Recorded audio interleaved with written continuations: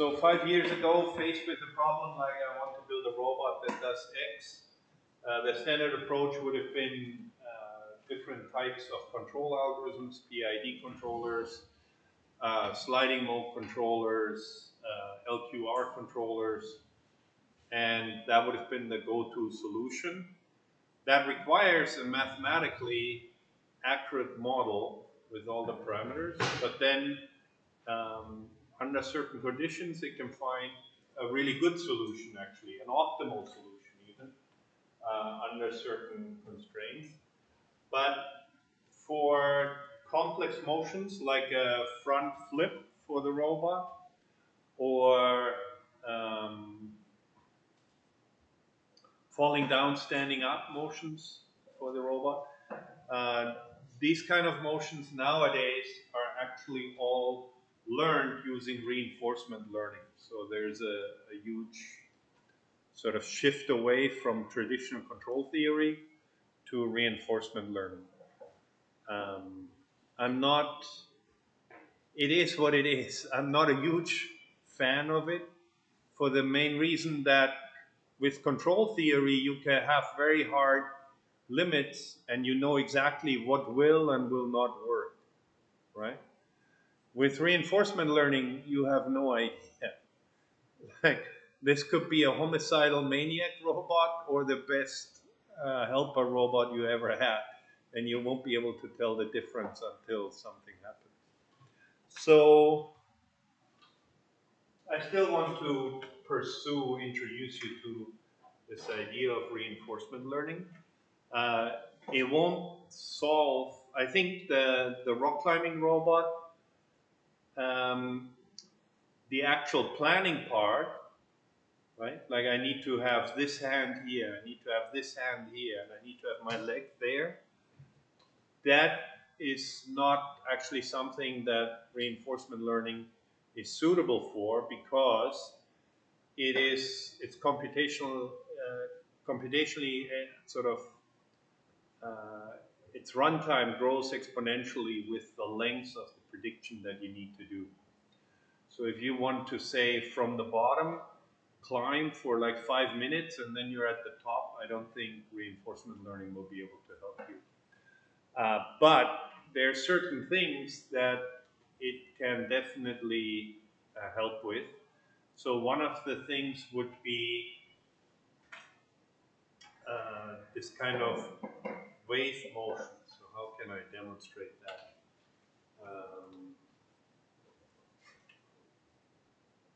Okay, I'm down here and I'm trying to reach there, these two holes, right? Then sometimes you need to go down low and then you swing up, and then I would have missed it. But then you reach it. Right? And that kind of motion is parameterized, like it's not always the same holes, right? Sometimes they're here, sometimes it's there. But this kind of swing up motion, this wave is very common. You did some rock climbing too, right? Or your colleague, yeah, so you probably know. You did some rock climbing too. You're actually pretty good. Yeah. We went one time, we went rock climbing 2 weeks ago, and David is actually really good. Where's the hole? Pardon? Where's the hole here? Rock climbing hole? We did it in Taoyuan near my place. Okay. In 19. So if you follow the ERC Discord, sometimes we post some activities. I don't know what all these people are looking at me for.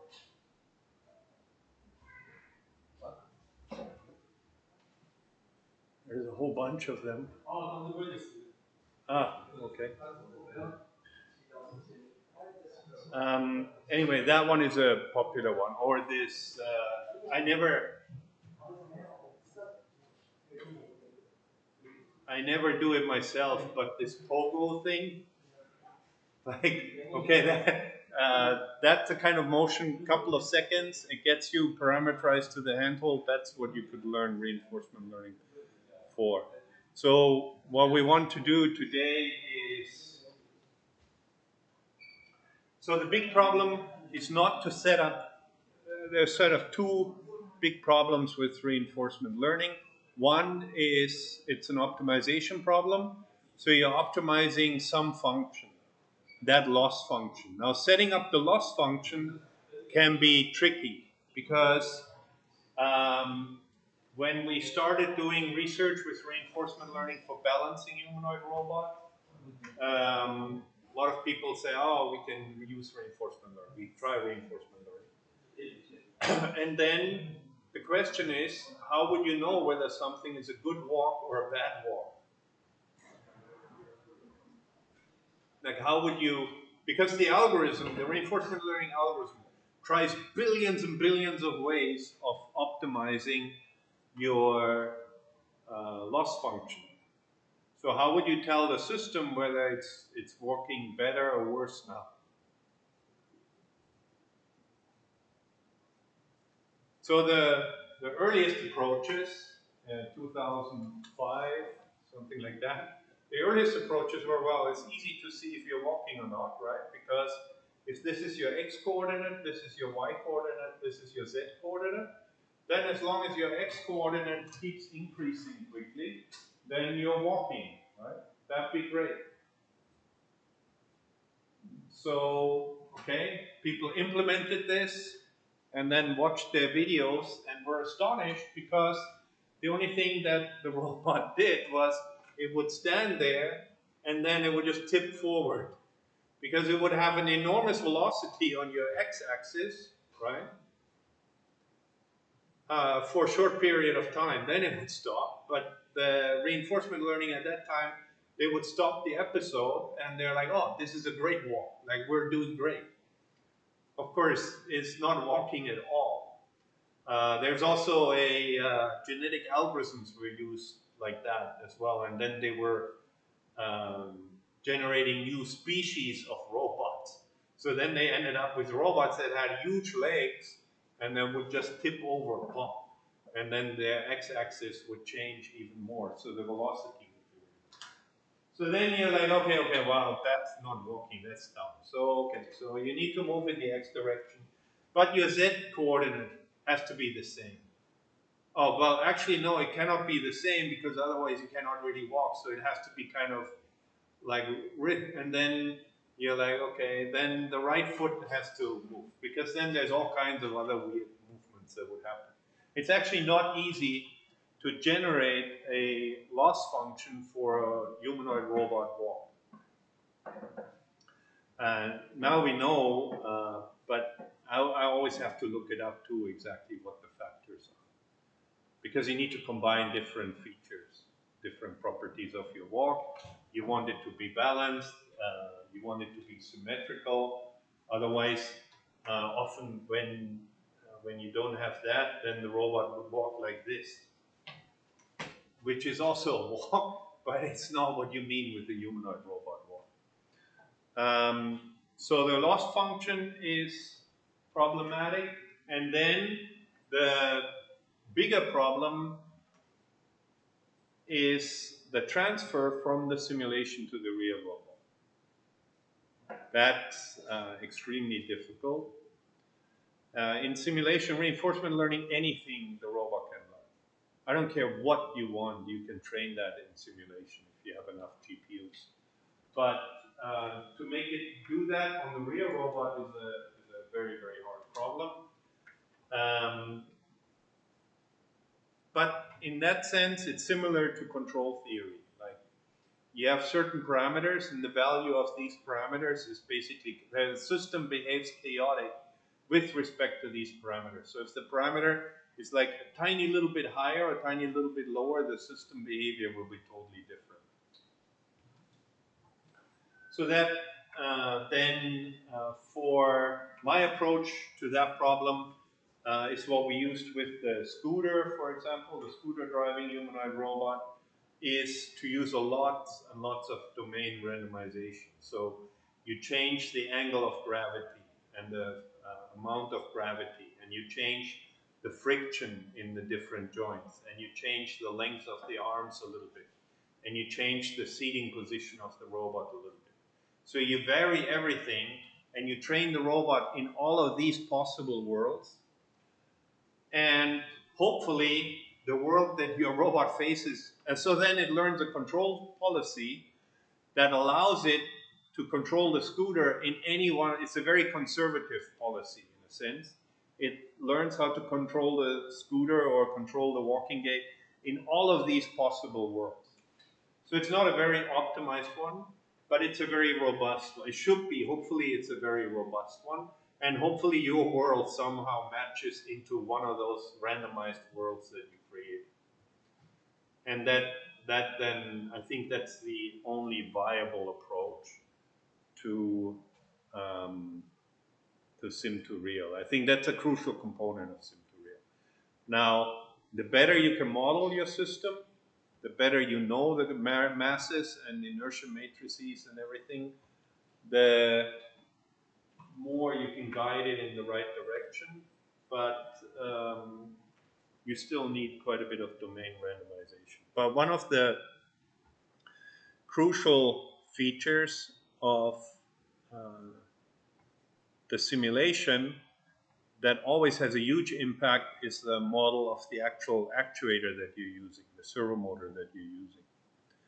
And that we're trying to work out today. We're trying to see if we come up with a reasonable model for that. Because the RC servos that we're using, they are, in a sense, extra tricky. They are probably the hardest ones you can try this problem with, because we don't have direct control over the torque.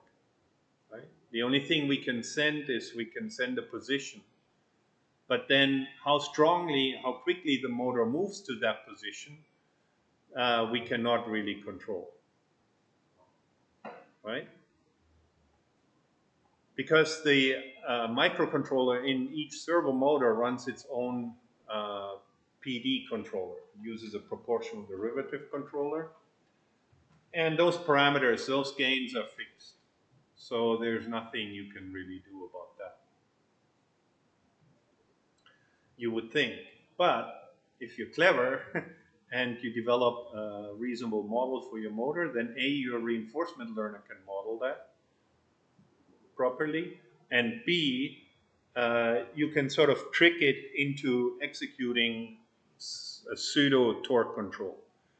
Because if it's a PD controller, right, and right now it's like this, and I want it to turn into this configuration, right? Then if I send 90 degrees there, it will start moving and it'll get to 90 degrees, hopefully, more or less. But there's nothing I can do, right? But if I know the parameters of this motion, so let's say this one,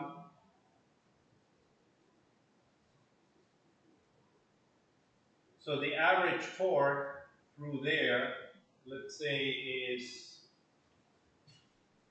0.1 Newton meters,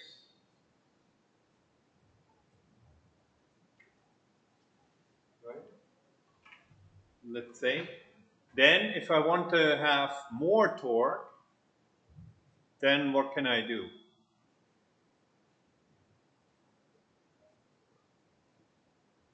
Or if I want less torque, then what can, yeah? Maybe send a smaller position first. Yeah. Then right. So then I have to trick the motor, and if I set, it won't be, if the motors are both at rest, it won't be actually linear.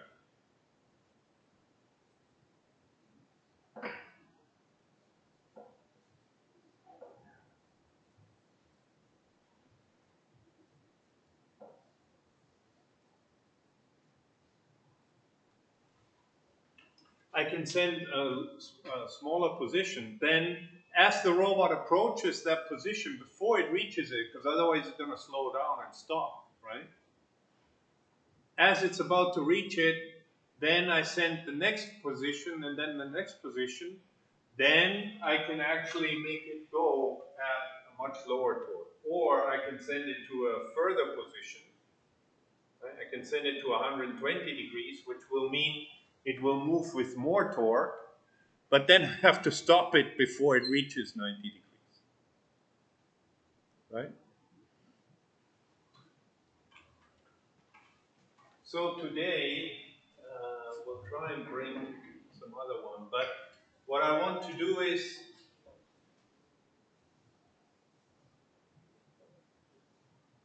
we want to do some system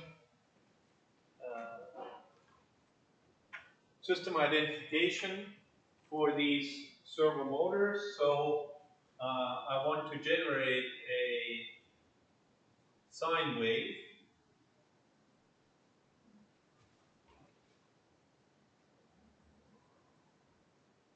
that just where we increase the frequency. Okay? So we start at like 1 hertz, talk, talk, talk, and then we speed up, we speed up. Then we want to use a mobile phone. Anybody have an iPhone? Yeah. With the fast thing, then we can even record it at 100 frames per second, 1,000, no, 100, something like that. So we can record it very high frequency uh, and measure the position, and then we check where the position of the end effector is. Then we want to plot that. And then we try and implement that by setting the parameters of the position control in the Mujoko simulation, and then we set the parameters so that it matches the behavior that we observed as much as possible. Now, this eventually is going to break down, right? As you speed up the frequency, eventually there's going to be errors. It's not going to be able to reach all of these positions because it doesn't have infinite acceleration. But we want to just start slowly and then keep increasing the frequency and see how far it goes. And we want to record that with the video so that we know what the actual position is.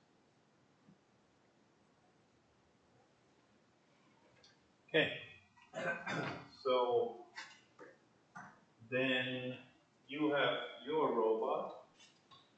Do you have your environment set up for the Pico programming?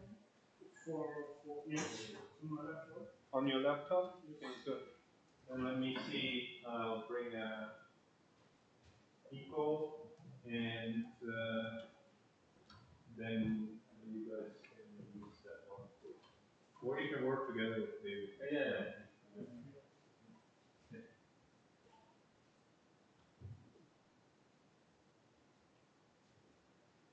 So maybe just pull it apart, like take out this screw off, and this screw, or what? You just need one, no, two. I would like to use two servo motors because I also want to check synchronization. Like in theory, the two motors should turn at exactly the same angle at the same time, but I'm not sure about that.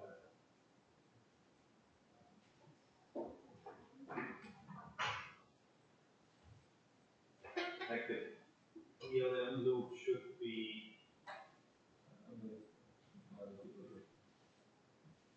No, just take off the servo motors. The two, take them apart and then bring the Pico.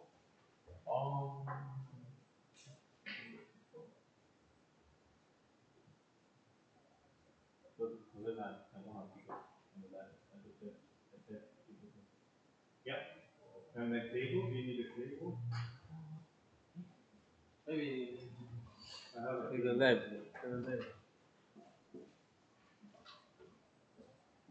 This is a good task because I have exactly the same problem. When I modeled the robot, first it didn't move because the torque was not strong enough. Yeah.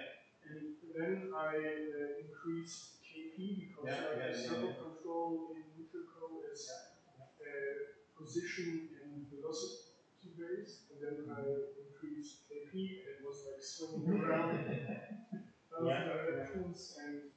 it's hard to get good values. Yeah. It's even harder if you do it trying to match it what it does on the real robot.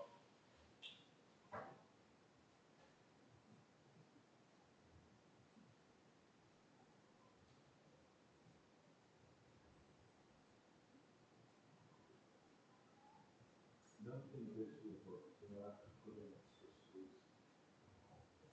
Otherwise it's just going to work. Oh, and I wanted to bring my servo. So I'll ask wait for David to come back, and I bring the small micro servos too, because I want to test those out. And then just help me with your iPhone, and with that we look at we export the video also.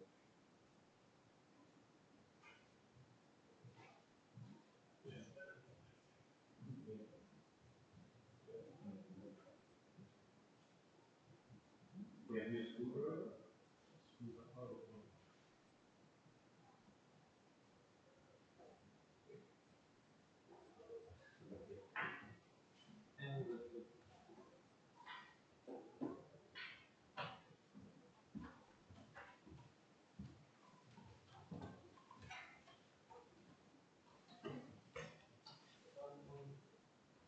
Oh, actually, yeah, then we don't need to take those. Yeah. We just need to. So,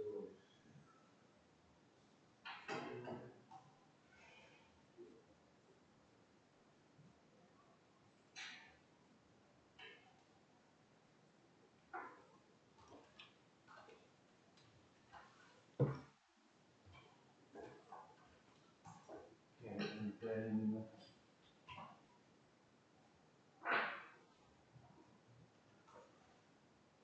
realistically, first we want to just tune it to go plus or minus 45 degrees from the on position.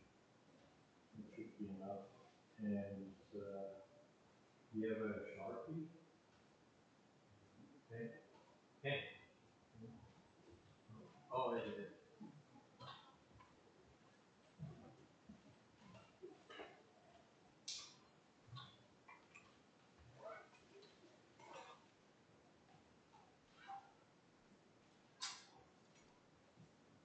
So use Brian. Just mark. Oh, come on. We have the home position set up correctly. I mean, David. Yeah.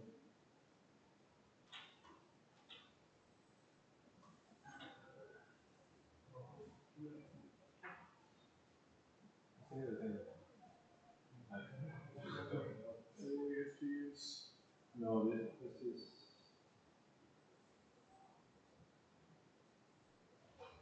We have to use your adapter. I don't have my adapter with me. Okay, then use David. Figure You have your setup, your No. Google code. No.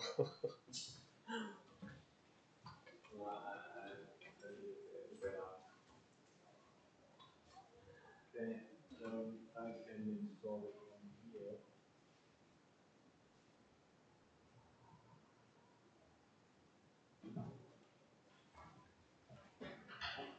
What do you have in adapter in the lab? Like Adapter for what? USB-C to USB-B? Okay, that we should have. to- Okay, so first center this one, and then put a mark on the two servo horns, just so that we can watch it rotate. And I'll go and get a converter for USB-C, but I want to install. Okay, it should install Visual Studio Code for me too. For this is I have one in my room, but I know that this is a problem for Magnus. This That's the. yeah. What do you have? I have the.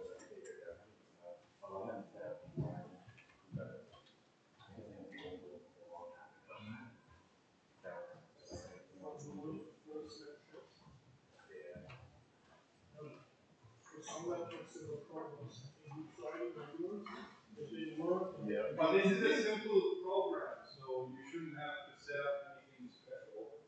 No, It's just the Pico Visual environment. Just Studio Code with the Pico. Yeah, it worked on my laptop last time. It was just switching to another laptop and it worked. So This must go in there. you have to be For the male or female. Ah. No, she's on mission. Yeah. So I finished the half-bank algorithm. Oh, you did? Yeah, that's for show you. I just try to.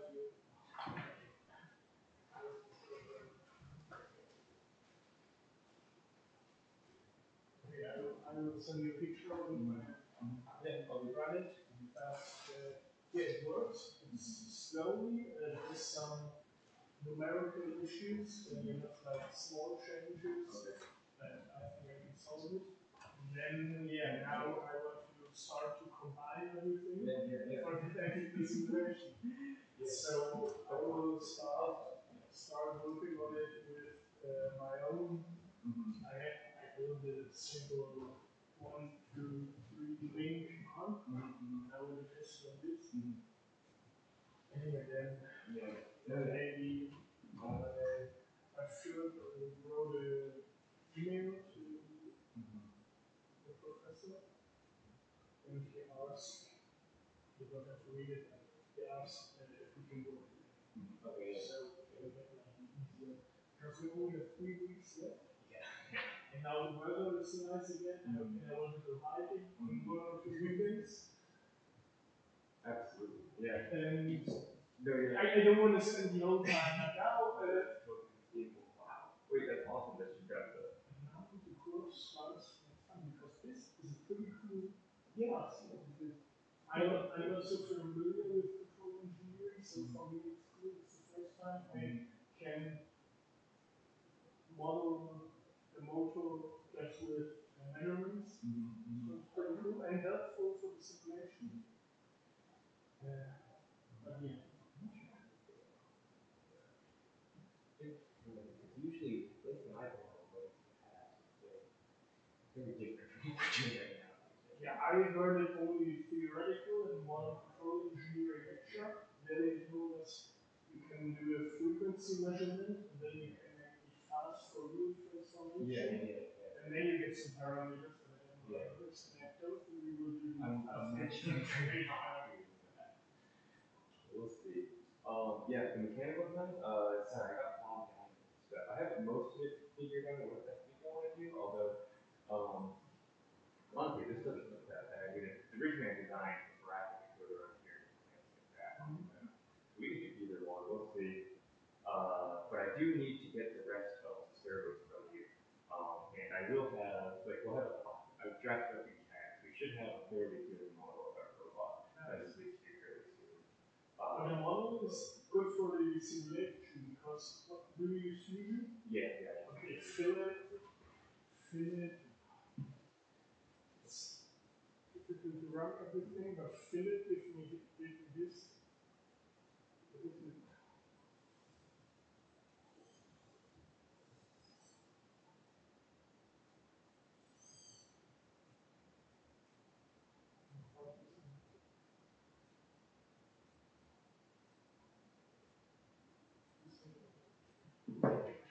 Because he has he did a fusion. Wait, you did what in Fusion? The robot, the cat. Oh, okay. Oh, you also did cat. Yes. Oh, awesome. It looks very good. Oh, shit. Okay. Oh, shit. So wait, you already have robot model? Yes, it's not Philips model. Yeah. And I tried to use it, and it has some good aspects because it's like a default cat model. And so, but it's hard to control the cat model because it uses like Try this one. special.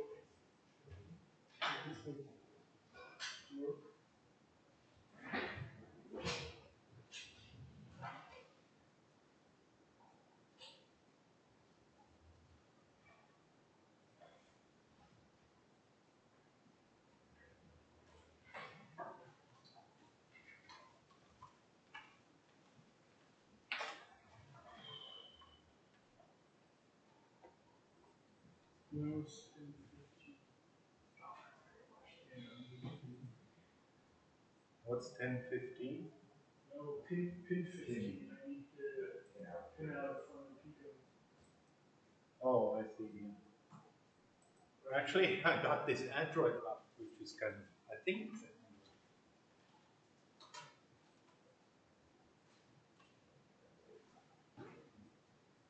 yeah, but there's actually an Android app for this, which shows you just the Pico pin out, which is kind of nice. Okay, then I need to use 14 because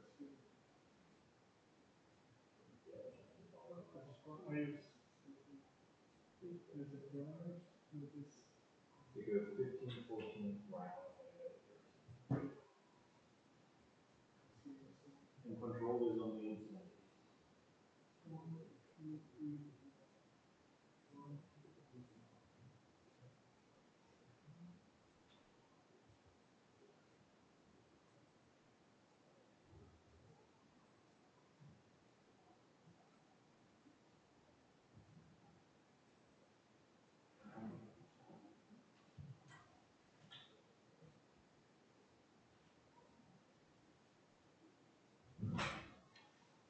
And then let me see if I can set it up.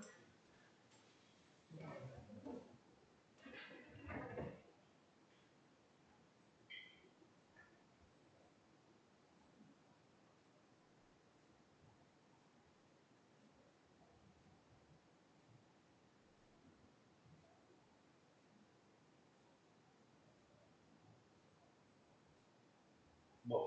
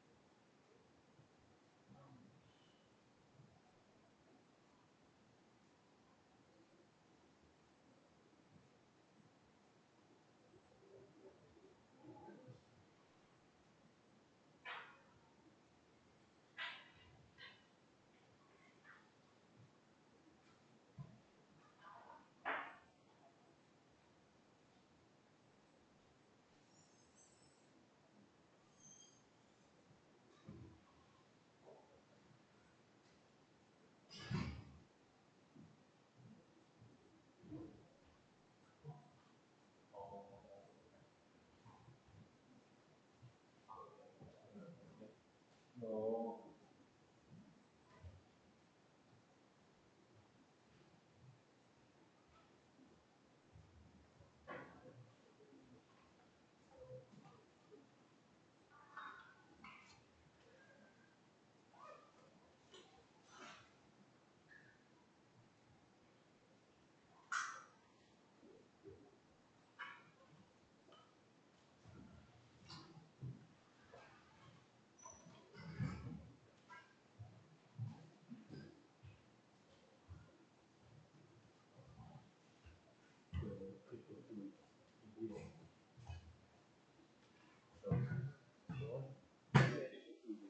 啊，你是你哪种？对，So we啊，我你这个对。对。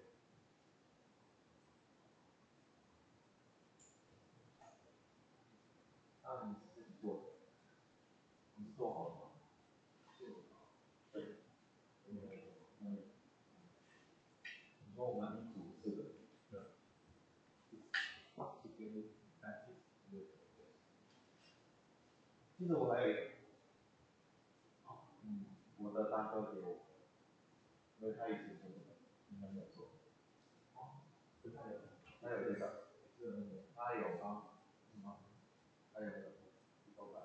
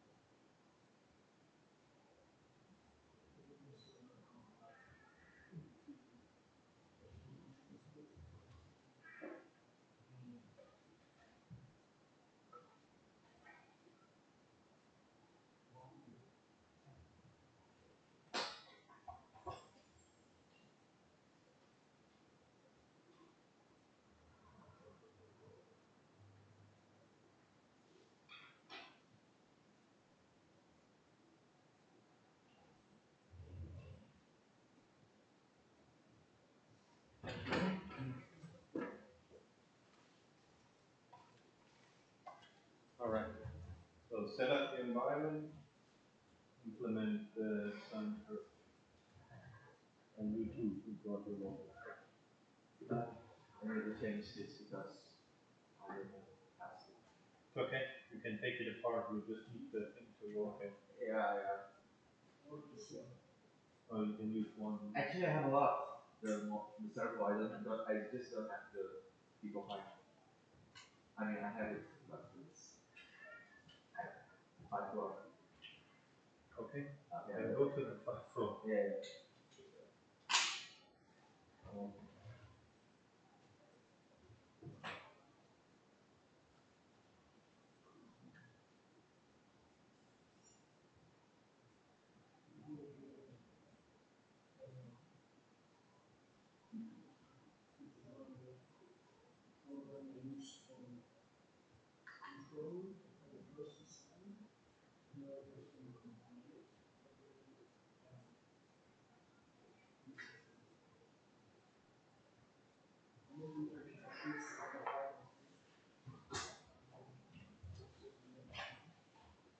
I think you have to run simulate first.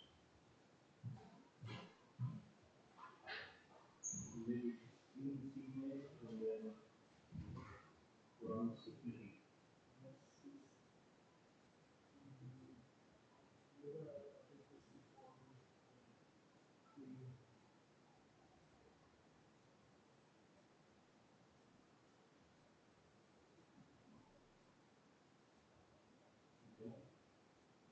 I don't think we can conclusion.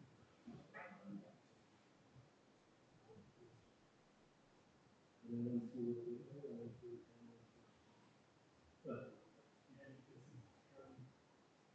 But that's not the problem. The problem is that you don't see read the whole text. Oh, you in 16 is not the problem. This is normally not the problem because here in the VS Code it uses the, I don't know which compiler it uses, but normally I choose the compiler here, and I want to compile it for the first time, and I can choose the compiler, that's the Pico compiler, and then I don't have any problems.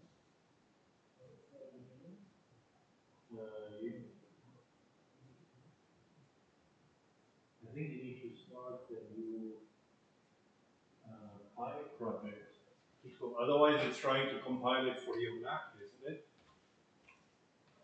Yeah, but I want to use my old script because they are already set up the CMake, but yeah, I can also try. No, it's you need to do a new project that'll set up CMake, and then you just copy and paste your files into that.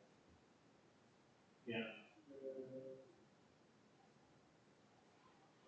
So chirp, the kind of signal that we generate is called a chirp signal.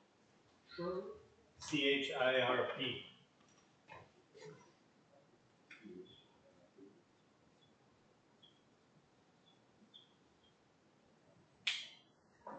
So it's a signal where you have the sine wave, but you change the frequency, you modify the frequency when we call it chirps.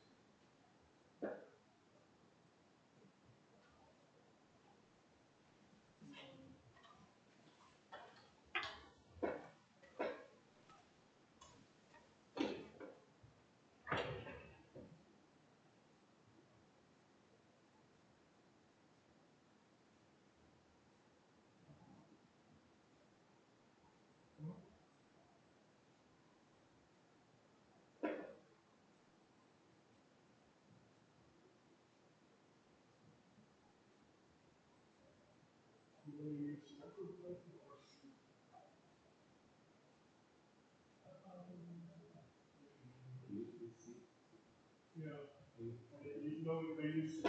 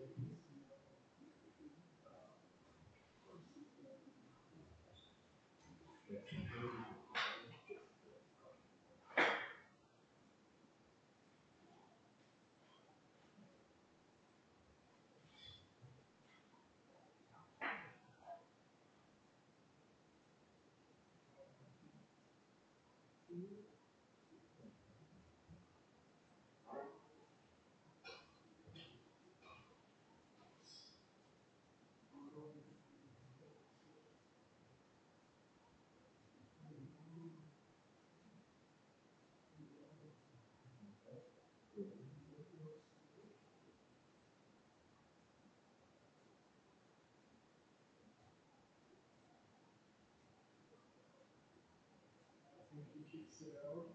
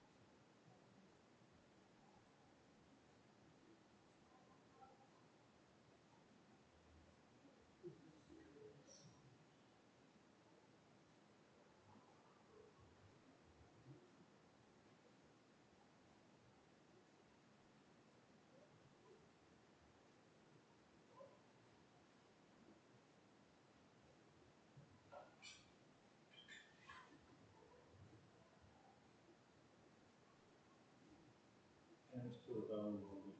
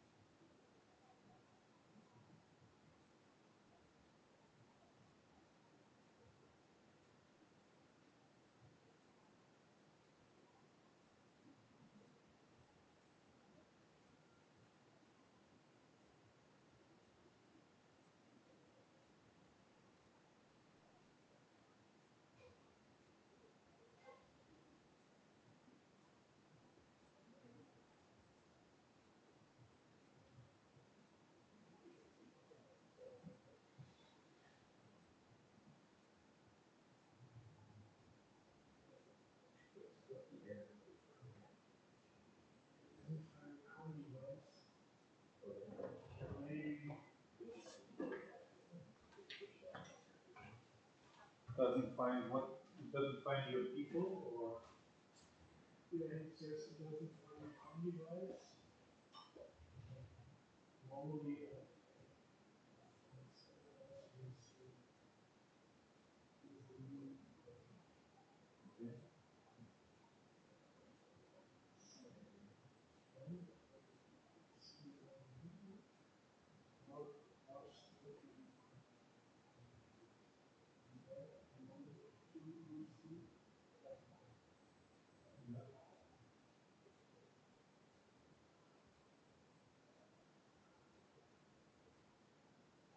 You don't even see me.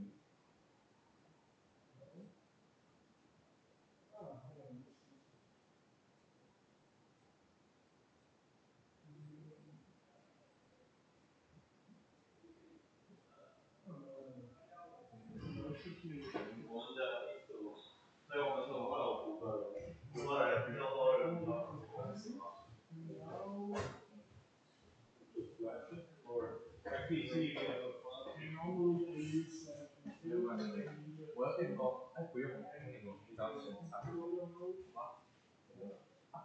其实我有那个，我跟你说，我有。等到这个，你要说吗？我有很多嘛。我有，为什么呢？好吧，那我们开始做。Okay.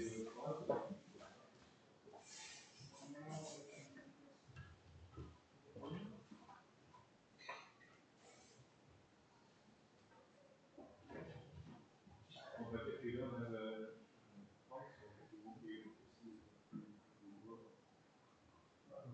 I think it is. I think. You should blend that. You can also use the USB, but then you need to enable that in your. So if you didn't specify it when you said equal context, then you will video. So you better use the link or just run the server. It's kind of the same as Bluetooth. What? You certainly have a lot of motors. It's from Andrea. He gave it to me. From Andrea. Panjaya? Panjaya, these are all my servo motors. Yeah, I know. Why would Panjaya? He's supposed to give it to you, but nobody takes it. He put it on. No, I would have certainly taken it if he had given it to me. He given it to someone else at the 5th floor, and nobody takes. Great. 那多好。可以啊，可以啊，我们是4个人。Yeah, I'm downloading the things to the SDK. 我没有这个啊，我没有这个插进去，我没有，我没有。对，你也可以放一找吗？啊？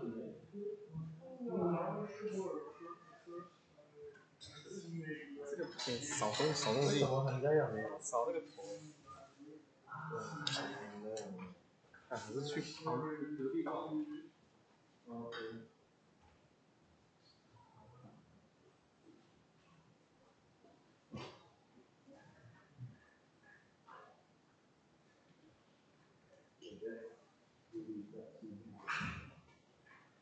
Because that will change completely your configuration. You normally should be the highest because that has a new.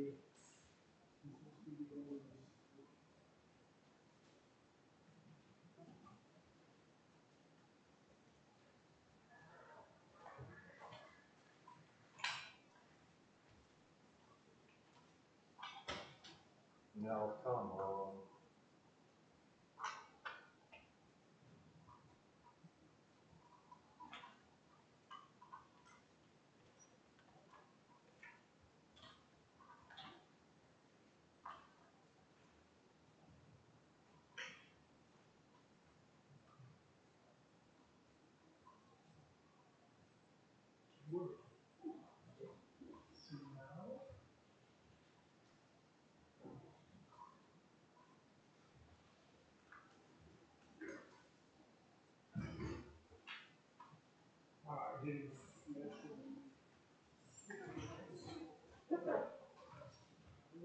Okay, oh, it's coming.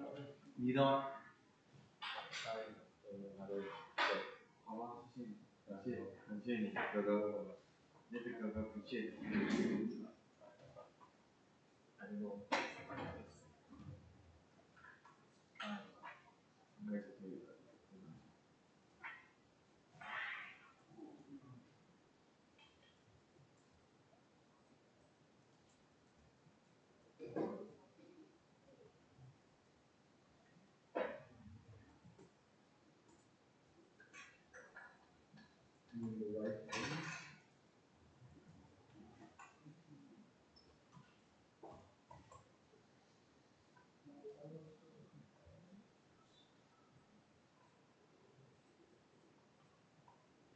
And then also turn on an LED.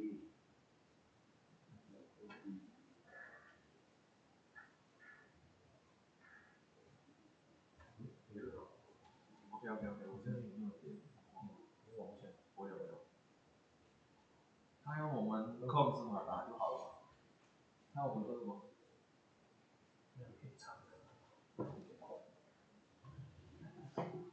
哦，可以。哦，谢谢。所以这批教授用我们控制马达，对吗？对。控制马达就好了，很简单的。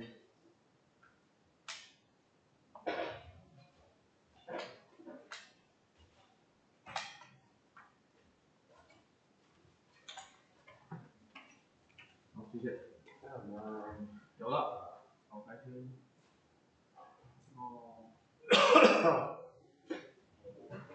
I can try set it up here.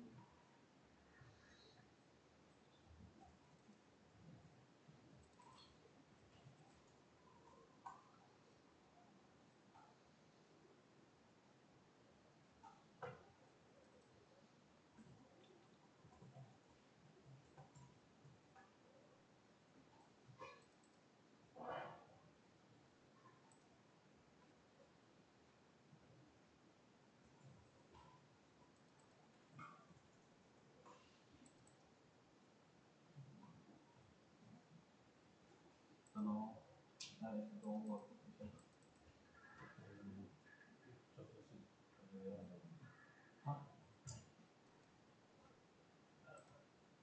What?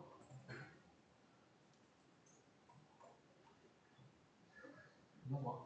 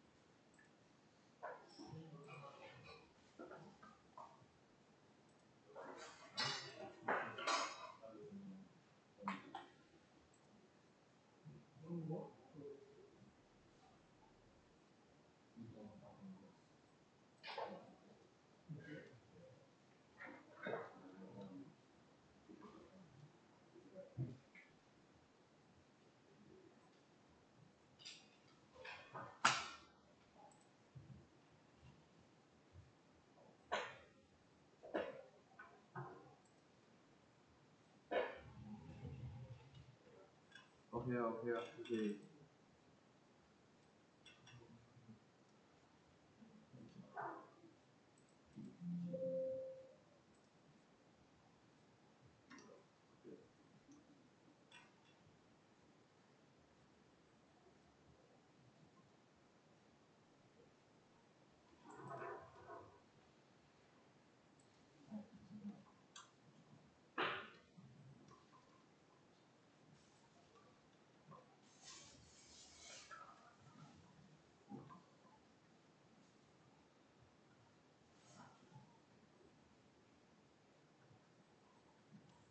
Okay.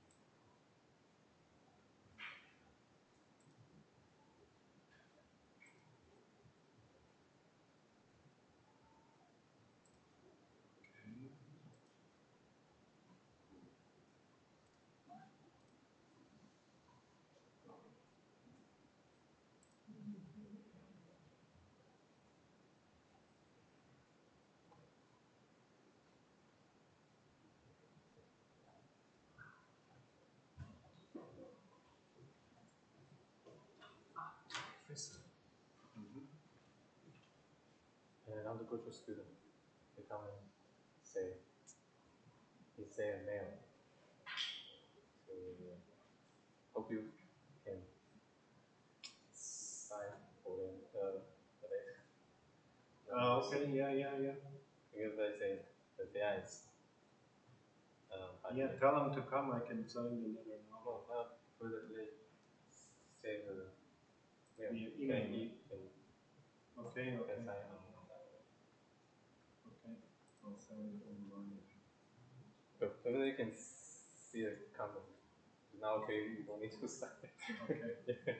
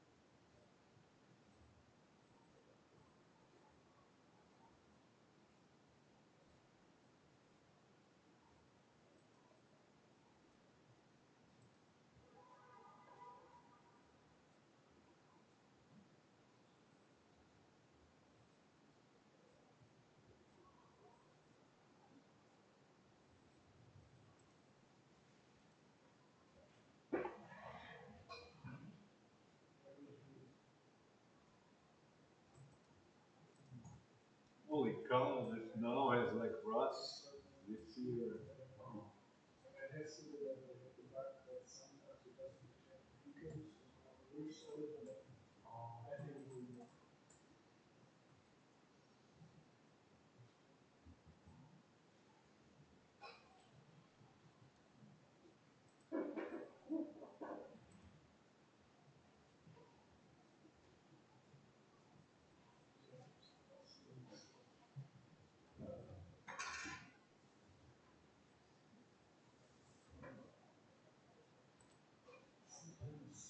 Sometimes it gets bad.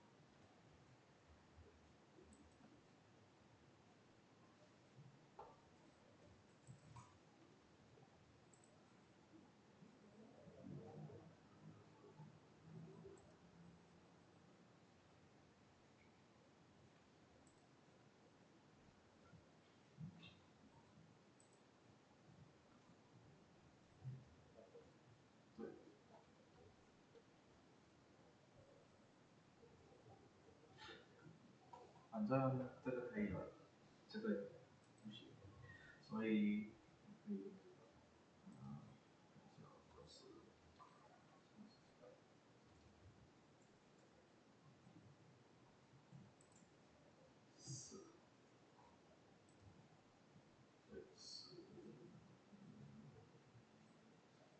，Yeah.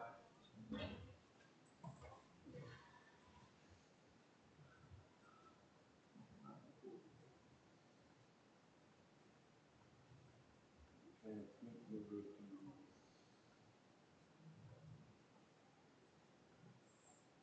就可以了，所以它只要控制嘛，打。Excuse me, sir. What would you like us to do? I want you to implement a chirp signal with the servo motor going through a sine wave. It's a sine wave. Okay. Starting at 1 hertz, and then you keep speeding it up. But we don't need sine wave for this, yes, because you need in order to identify.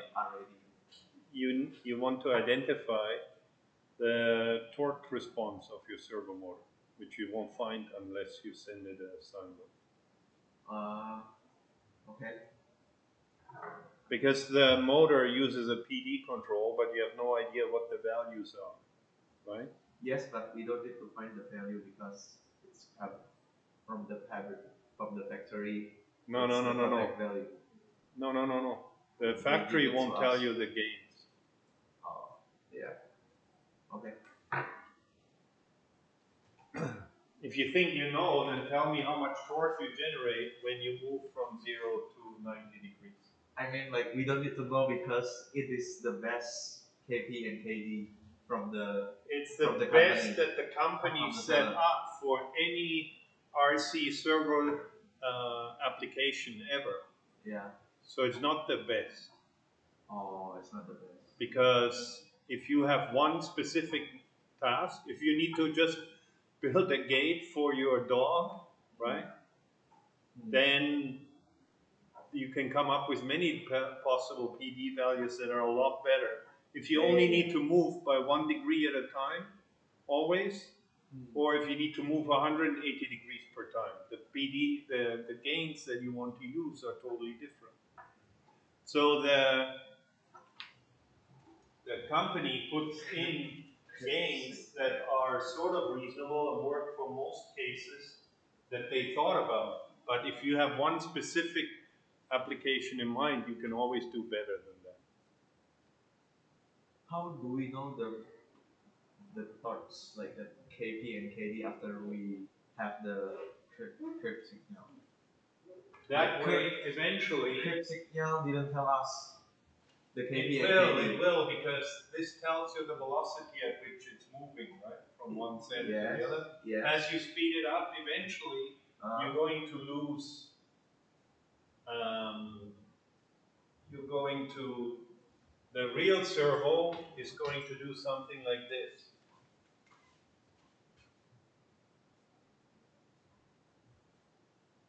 That's the perfect case. And then as you speed up, eventually, it doesn't have enough time anymore. Yeah. And we need to set the KP after that. And then you can figure out what velocity it was moving at, so that it when it still reached it all the way. And if you know the velocity, then you can figure out what the acceleration should have been. Okay.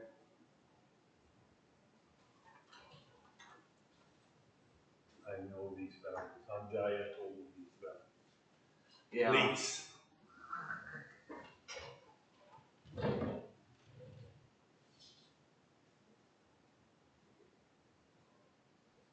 Oh, 这个很难，不是很简单的，不可以，不能在1个小时做完。不是很难，很容易。No, I mean, like, at least one day to finish this, not only 3 hours. To implement a sine wave, that won't take you 1 day. No.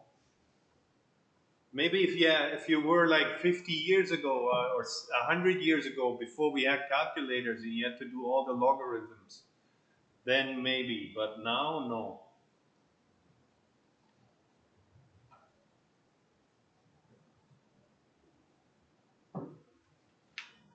Pythagoras figured this out, and he's dead for 2,000 years. But admittedly, he was a really clever guy.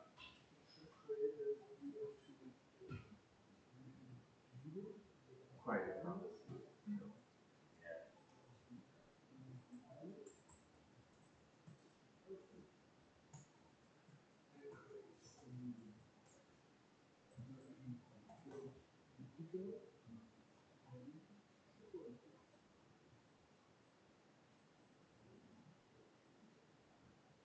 And you can't just go flash.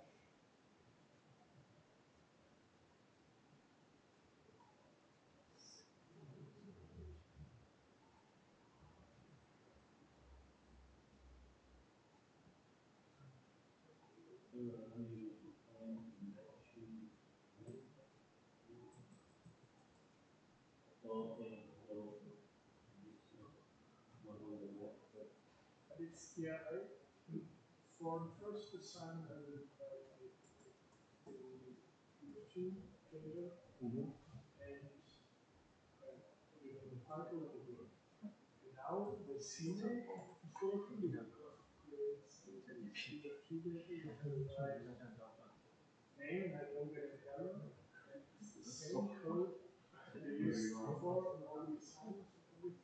I'm sure I'm not sure if you need to reboot it or you put it in the file system. 对，才会是它 And otherwise it has to be not not the CMake, it should actually be an ELF file, not a USB file. Also creating a. 他想要看 ELF is usually executable. I don't know what USB is. It's the one I use the whole time. Yeah, it's kind of a binary data. Package thing, yes. Yeah, unfortunately, I'm still downloading here. Let's see what my thing does.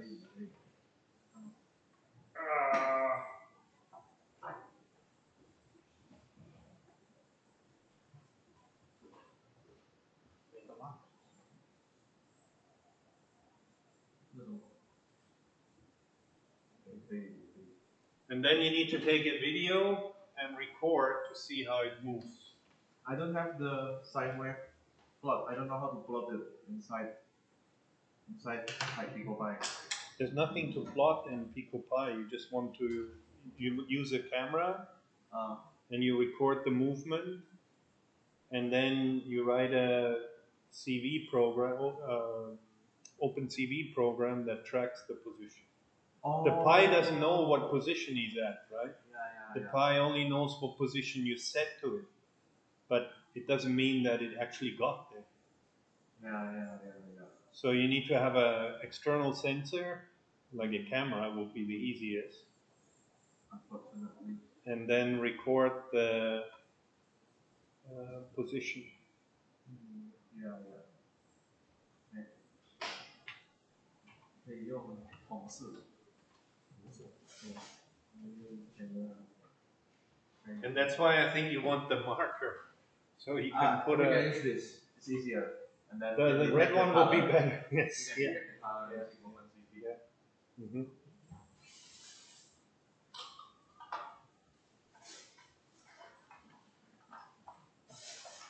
And try and do it from minus 45 to 45 degrees. Oh yeah. Like the range. Otherwise, if you do this minus 90 to plus 90 full speed, you burn out the electronics and then the driver transistors. Oh, 你有啊？应该不一样。哦，不一样啊，不是吗？啊，你这是对角，这没有角的。对，没有角。然后我们，哦，这就是有角的。不要，你这个有。没有，我要用红色的。你要做这个吗？OpenCV，你有做过 OpenCV 吗？你要帮我用OpenCV 看红色的颜色，然后你要看它的快什么快？快速、快度、速度，对，你要看它的速度，因为那个在它的，OK 吗？好，这要红色的。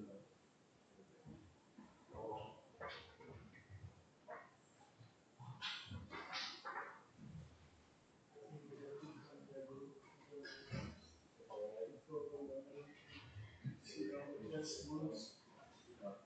We will see what we're doing. I don't know. My configuration doesn't work.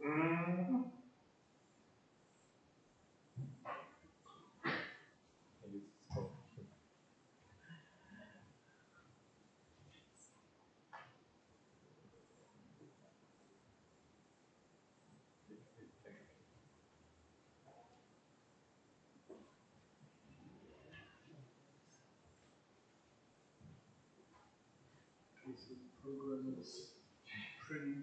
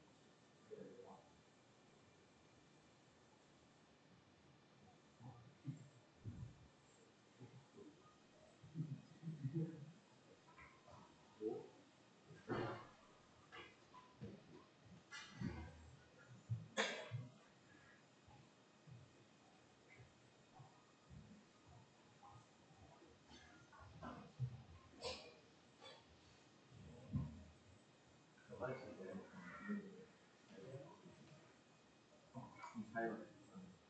哦，可以啊，我不知道的。就是用你的那个螺丝起可以用。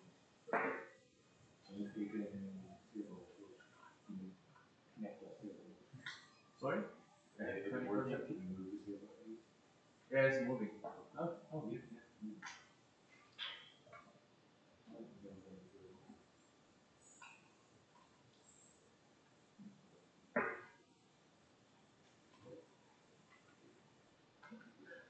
Okay. It worked the whole time, but it was on its limit. So it was not, but it's enough power without.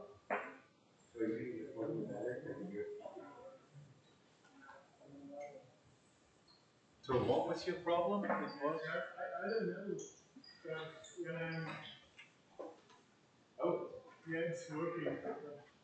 And now I have to write something. I don't know, it was. Oh, it was at that position, you just. Yeah, it was. Yeah, yeah.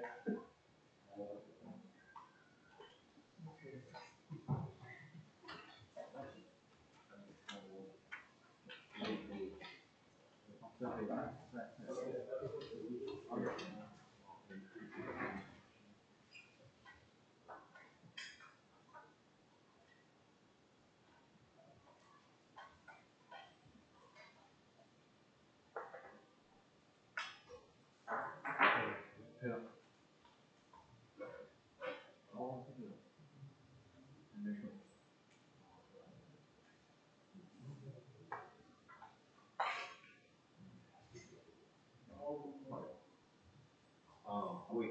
you again, Professor.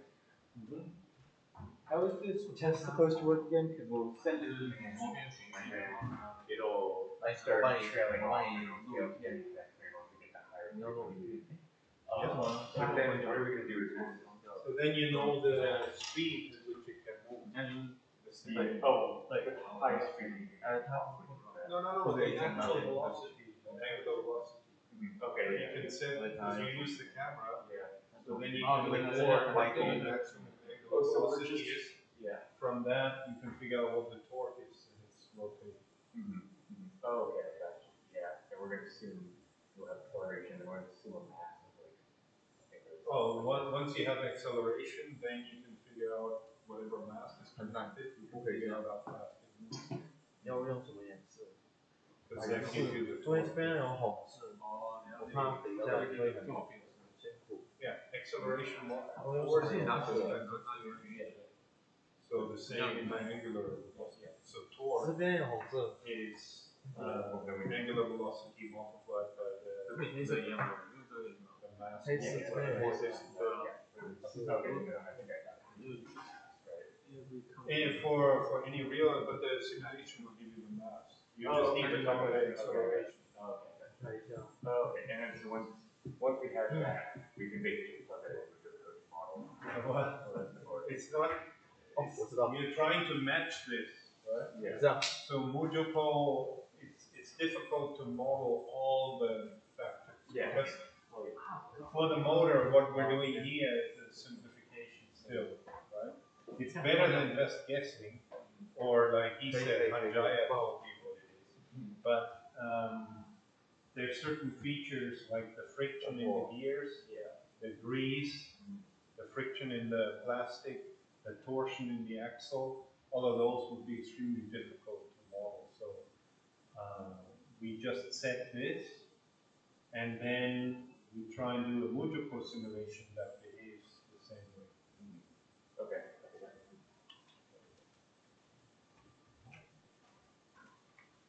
好，我转给你在 Discord， 你帮我做 OpenCV 可以吗？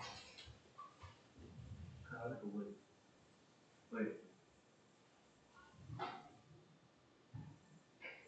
没有，帮我做 OpenCV 看它的快速还是快速。哦，速度要很高。 And if you have I don't know how the iPhone, can the iPhone actually upload like 1,000 frames per second video, or does it record it like that? I'm not sure. I think maybe I don't have the iPhone Pro.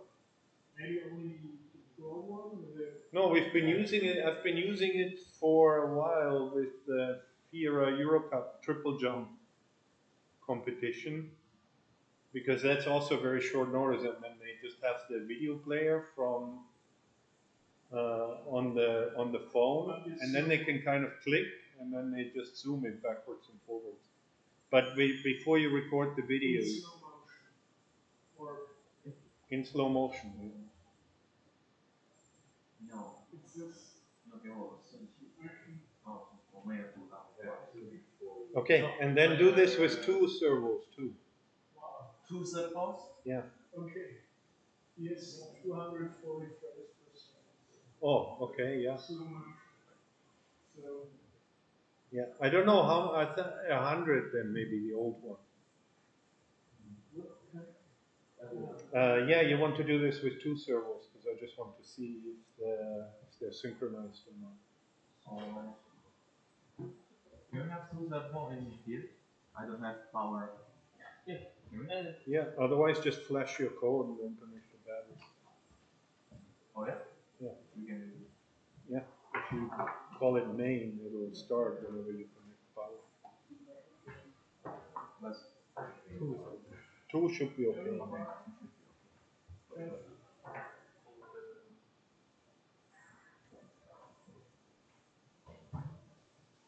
No. I'm sure it's connected correctly. Now you're plugging it in the wrong way. The yellow one has to be this way. You'll kill my servo. You really love your servo. Now put it like this. Yes. And make sure the yellow is in the right direction. Yeah. And make sure there is a GPIO there. Yeah, because this is like number one, so this is supposed to be number two. I don't know, you better Number two. check. Yes, number two. Okay. Then control 1 and 2.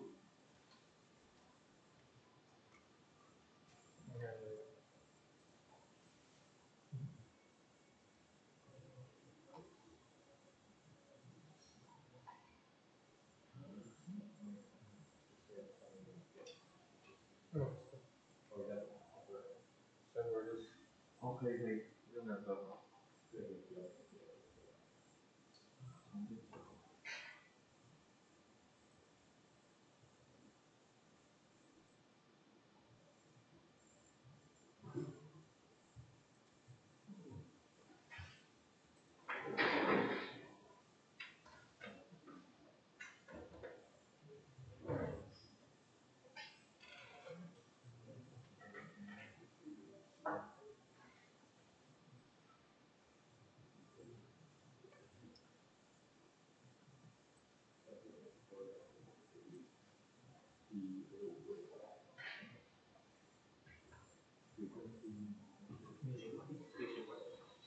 Okay.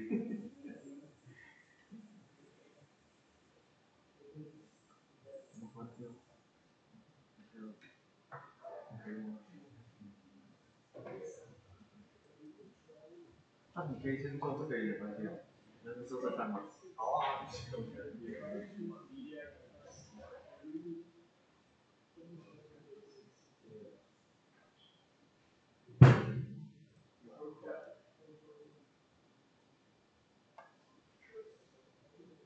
我用这个。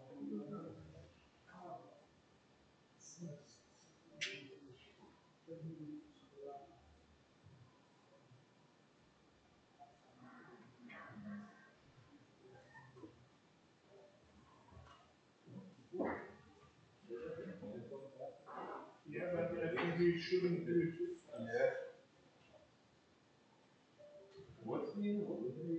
What kind of end frequency would you recommend? That you see once it starts, obviously, crashing. So You guys have another one of the not circulated talks, just to see expanding here. Yeah, but you need to help me. Yeah, take it off. Yeah. they're not making anymore. Each one of those comes with a full box. Oh yeah?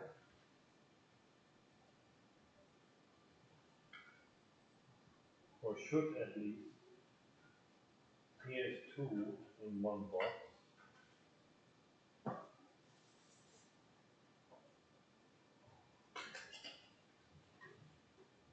You have 2 in every box. Two circular. How come you have 2? Okay, here. Oh, he also made some proper horns for us, which is nice. So there's a little little light one. Oh, it's not out. Anyway, just check those.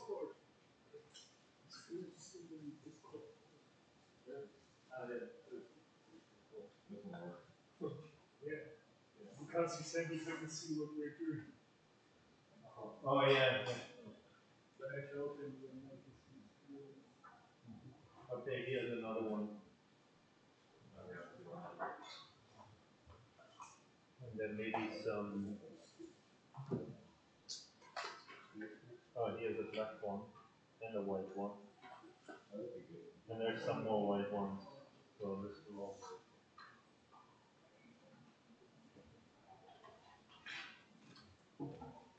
If I remember, there's still the old frequency. Okay. And I will compile it.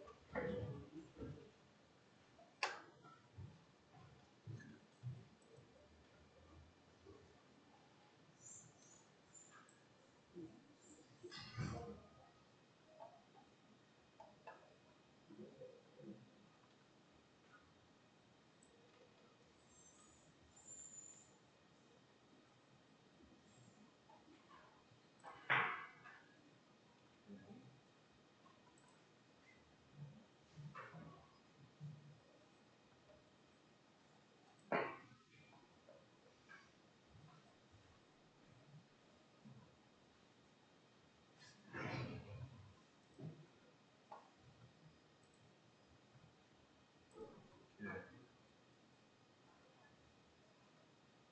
And then I just want to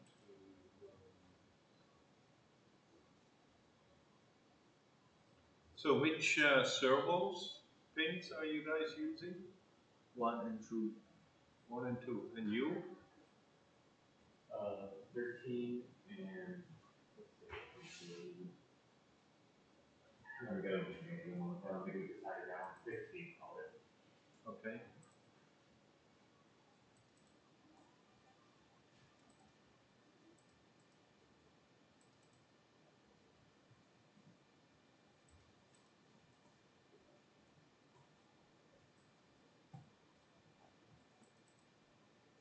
Or we changed 15 we decided that one.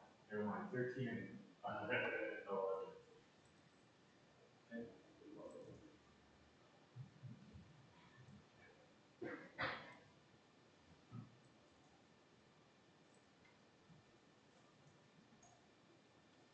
make my other window now.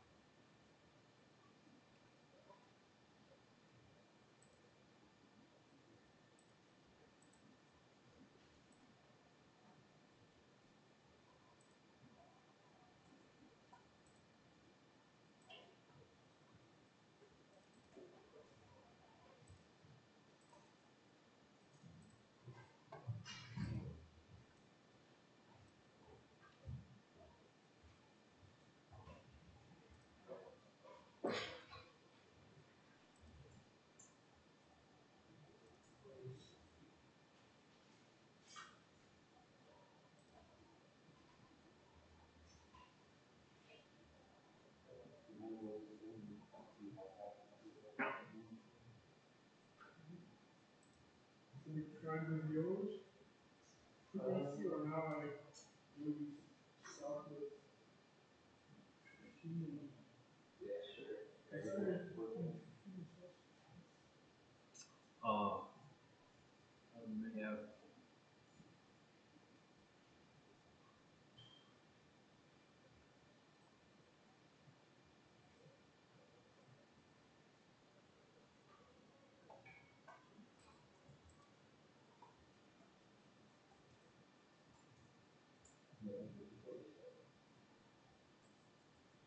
I think it will start immediately with the 15.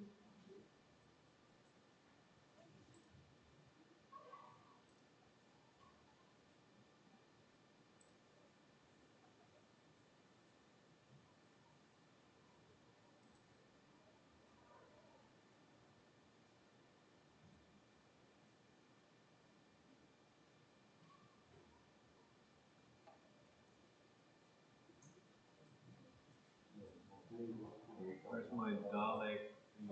This is gonna be kind of hard to figure out. It's, I'll put that video. but I think at the end,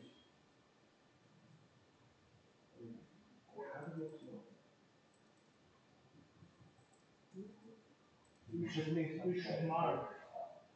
We should mark the. Yeah, we can mark it. Oh, it's over on the other one. We don't have a clue there. We mark it.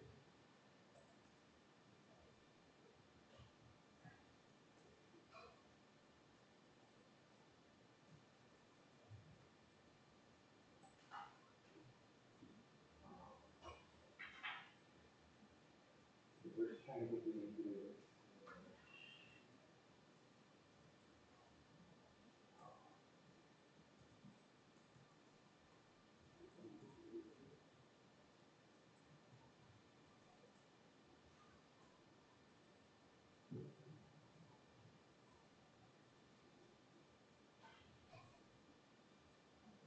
so we see, we're trying to get easier correlation.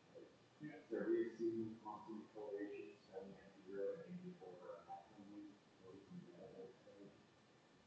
So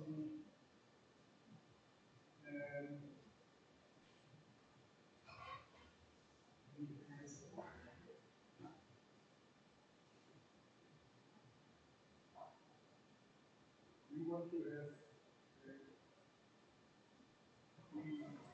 GP P and KB from the solver. And I think this is the fault. This is our position of the fault. And then KB position minus KB minus angles. Values angle plus. Now we want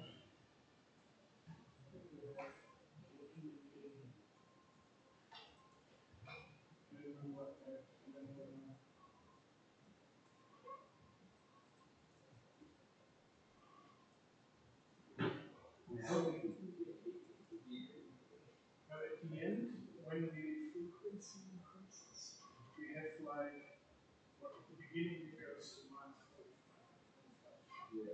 When the frequency increases, at the end it just goes like from 5 to minus 40. Then we have like the error that we should be positioned in the previous position. And I think this should give us some information about the value. But I don't know how.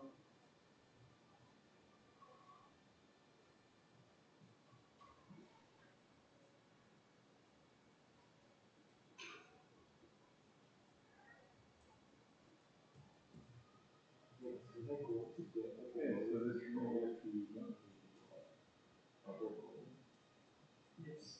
How to count the negative?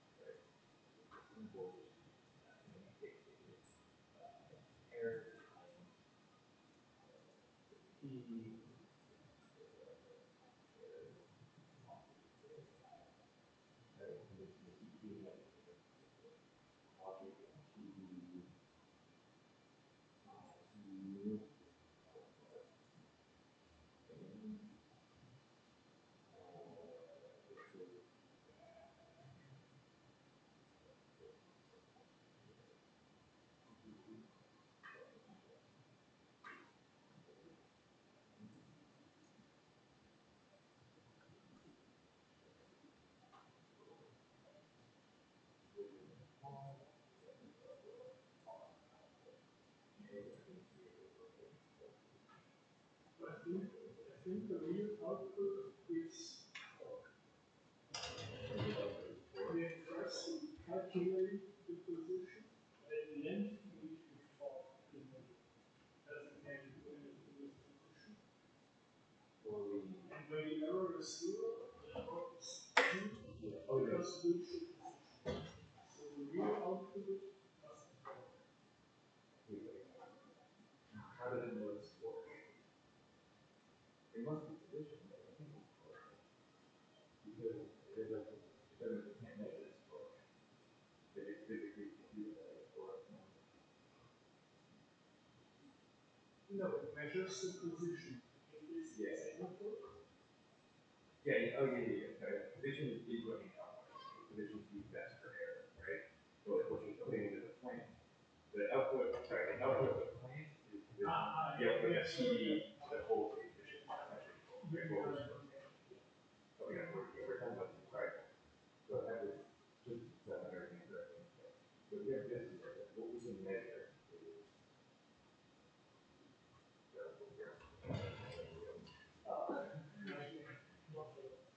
yeah. What we can measure is we're going to send this to the facility. We're going to see what the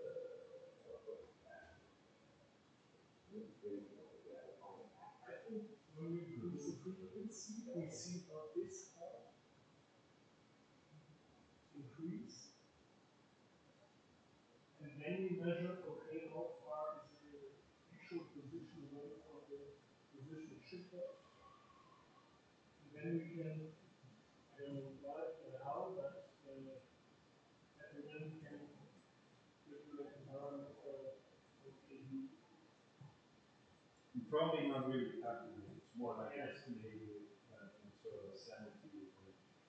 This is how. And then that's what you would do, and then you would put it in the musical with similar kinematics as you have, and then you want to see the same frequency response of your musical circuit.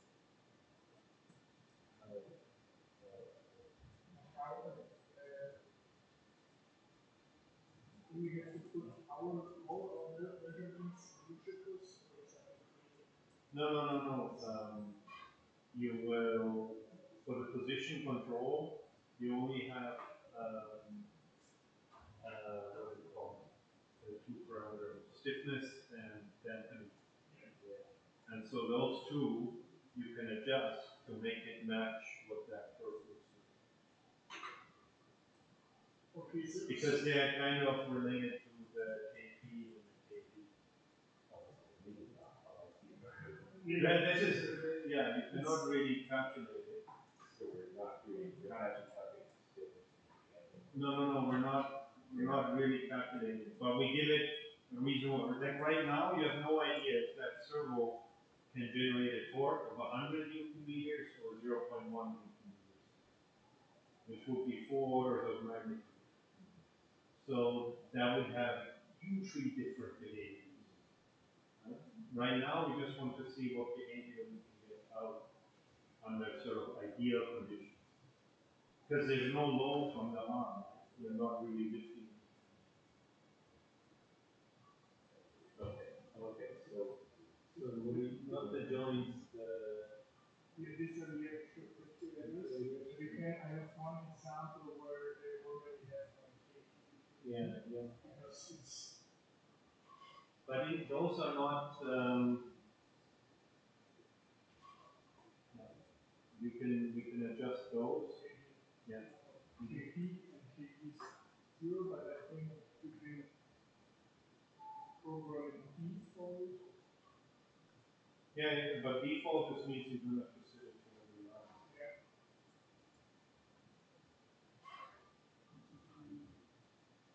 I mean, you have a lot of different abilities to change the ending, for example.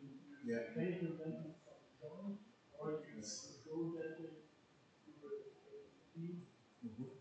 So the tricky part is where the damping comes from is really not important.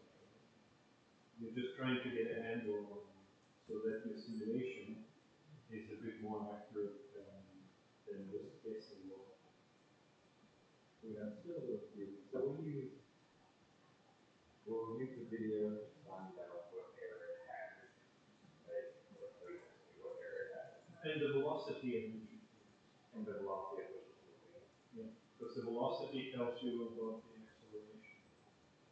Yeah, so if we use the velocity at which it's moving, we can use velocity to a very close point in time, acceleration.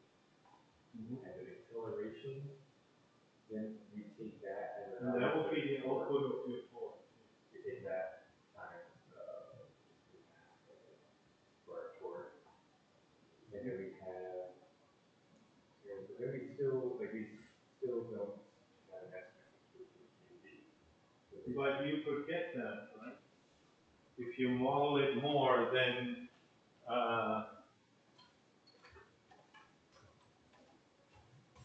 if you do it in a single position, right? If the robot is, if it's like this,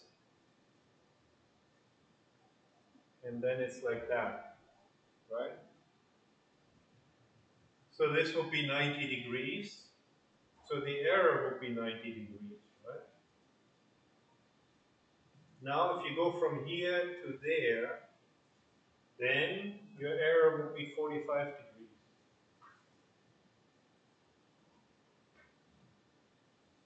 So if you measure the torque at which you take off, then that should be proportional to your Kp.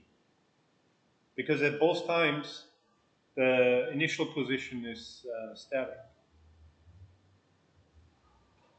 Right? So Kd should be 0. Yeah, okay, so we're doing the same thing again, right? Yeah. That way we get another equation, that way we have to do it again. We don't really get, usually we don't, I mean, you could try and fit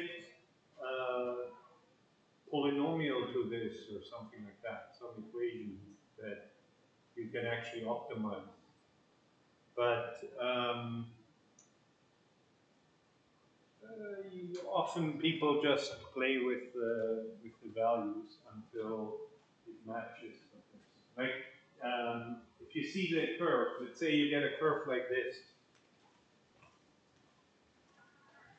Your chirp signal is like this, right? And now your servo motor does this.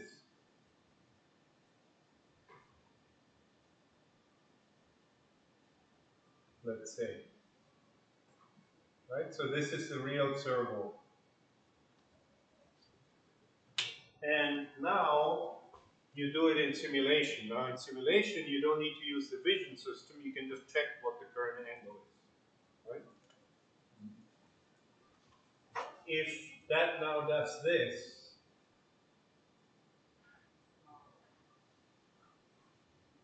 then what would you conclude? Increase Kp. Then Kp is definitely too low, right? Because it should take off with about the same torque. Okay. And I think that would be good enough. Like the problem with these cheap RC servo motors is that let's say this ad hoc method, right? Let's say this is the real servo value, right? And with this ad hoc method, if you do it a couple of times, you can get some average, then you get a slightly better performance. So maybe you end up here, right? So this is the true value, this is what you estimate. Now, okay, I can do this simulation, I can try and match it to exactly this line. And I can run a regression model then in order to make Kp and Kd maps so that these are correct. Now I can certainly do that, but my fear is that then with the regression model, maybe you get to here, right? So you're closer to the true value, so it will be better, right? But my fear is that the variance in construction by these Chinese companies making these servo motors may be like this. So unless you want to do this for every model, for every motor, for each one of those, then you have to remember which values you were using. I don't think you need to go any further. What you want to make sure is that your estimate is not out here somewhere. So I guess it's a problem with real roboticists and control theory people, because control theory people would go to town on this, and they will come up with some very elaborate mathematical models which are correct, and it's very solid research, and it's all very good, but it doesn't help you when in practice the variance of your motors is more than the extra accuracy you get by running a more sophisticated model. If you want to do that, and sometimes we do, if we want to do that, this for me, this would only make sense if you have a self-tuning algorithm. So if you build your robot and you have a camera, and then the robot starts, initial position, then it goes like this. Then it starts moving its arms as quickly. and then it figures out, oh, my right arm is a little bit more stronger than my left arm, then that would kind of make sense. Because in that case, you can actually use feedback of the exact servo at this point in time in order to improve your system model. But if you do it at compile time, then anything within like a standard deviation would be good enough. That's probably the best you can hope for in practice. Because then there's also a lot of other issues that you would need to model in order before you get the exact output torque. Like we're now measuring kind of the output torque of the motor through the gearbox, but then that's not necessarily the output that you get on the shaft, like on the actual link that you're trying to. So yes, there's always a more complicated method to improve your estimate, but whether that improvement is worth it and practical is a different thing. So I think this will be good enough trying to match that. And how is your synchronization? Not yet. Okay. Yes, but we'll do this with the reference curve. I can get it. Maybe I look in What do you want to get? A reference code? and reference curve. Oh, okay. Yeah. Yeah, so the standard one is a sock curve with increasing frequency.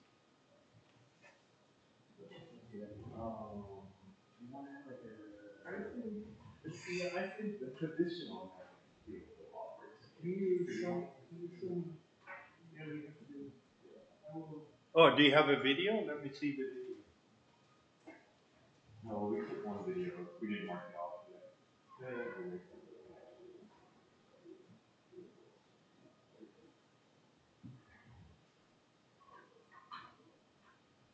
Oh, that is pretty good.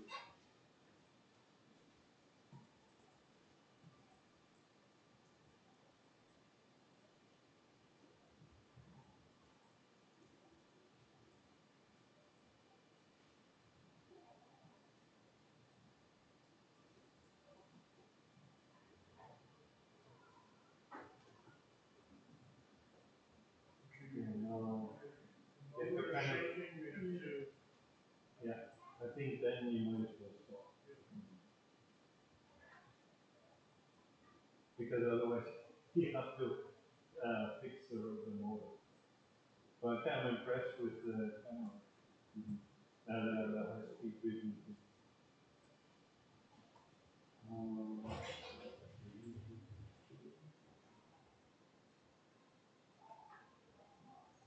And this is also nice with just the 45-degree, 90-degree turn so that they don't overlap the angle. So the vision processing should be pretty easy because you can actually just, if you keep it very stable, right, you can just pinpoint the exact pixel where the thing will sweep through. And then if that's white, it's there, and if it's not here.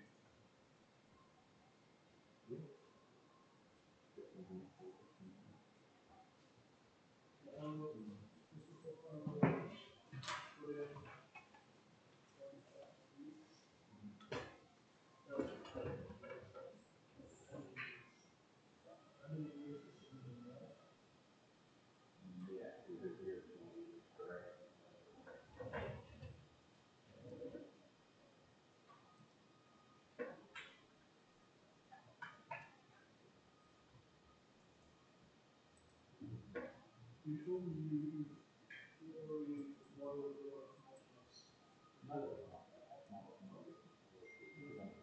For university or for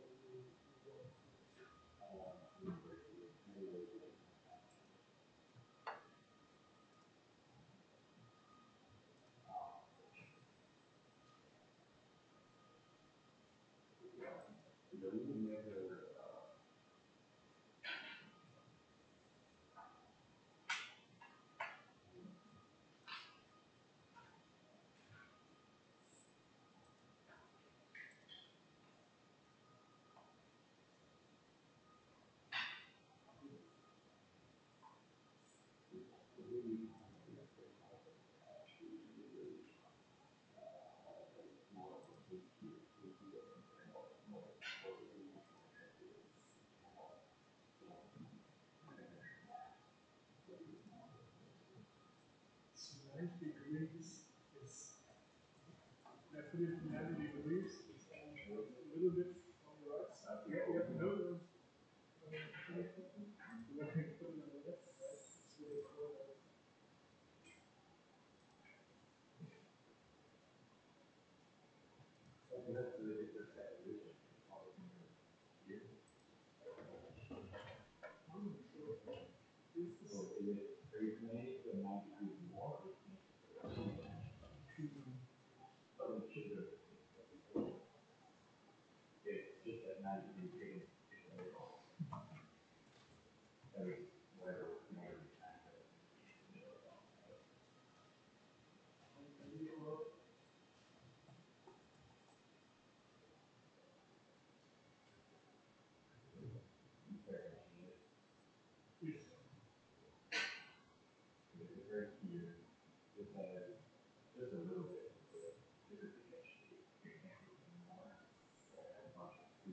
I think 90 degrees was like middle.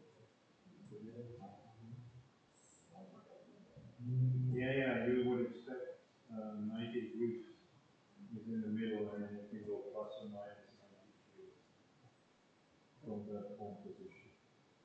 So I would definitely place it that. And then,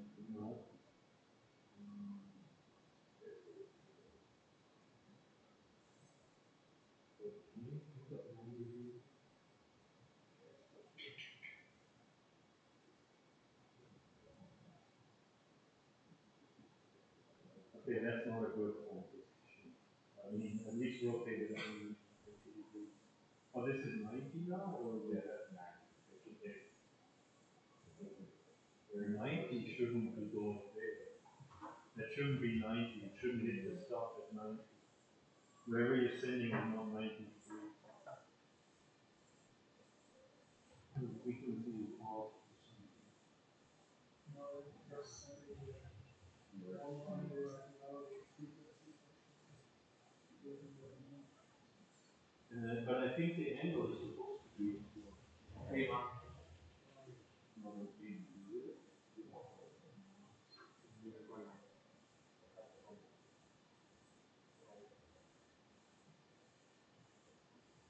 No, you pass it to an in before you send it. One in there. 那这样知道那个速度，这个，就是它的，但我现在只要就是它速度，它不是慢慢快，现在只要知道它的速度。对，这个其实不对。这前提这个刚刚不对，我刚刚写好了一个不对的，我们不用看它转动速度变小，不用。那我现在我们要看它的速度啊，这样，它可以这样，然后看它速度，它的速度就目前速度转动速度，对，转动的速度。就我只要做出来之后，跟我说现在它的转动速度。对。然后它会快变慢。不用，那个不用，就只要它现在的速度就好。对。哦。应该这样吧？那一样也是。那我用这个。用这个可以。因为刚刚对，可以帮我吗？然后你的手慢慢，你的手会那就这样吧。你的手大一点。然后你要改一下那个 range， 你是用 color range 吗？还有它的 range。你说变色那个。对。It's synchron. Sorry. But I think I know why. Because okay, yeah, that looks pretty good. Yeah. We use it as an offset. Yeah, okay. Then run the chirp signal on both, record it, and then see the velocity, check the velocity. Yeah, and if you keep your camera static, right? Yeah, keep my camera static. Then you don't really need to do any color detection or anything, because you can just look for this pixel, right? And if it's red, it's there, and if it's not red, it's not there. Okay. Oh yeah? You can do that? Yeah, because nothing will move, right? Nothing will move. So it will Only be the one. red. Yeah, only this one. So if the camera is static, there's a single pixel, then you can just change for the transition from black to white. Yeah, I understand. But we still need to write OpenCV. I would make at least the edge detection and then check if the edge is moving there. Oh. But yes, in theory, you could just do it with a single. 这个是有比较简单的 easier way to use edge detection, as you said, yes. 我们不用看它的颜色，我要看它的 edge， 它的 edge。对。So if you set it up， 那就不用了。那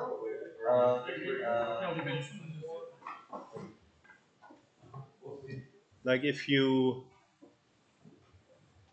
hold very still, or you put your elbows there, or you use those boxes, then you can build a little scaffolding, and just then the camera will move.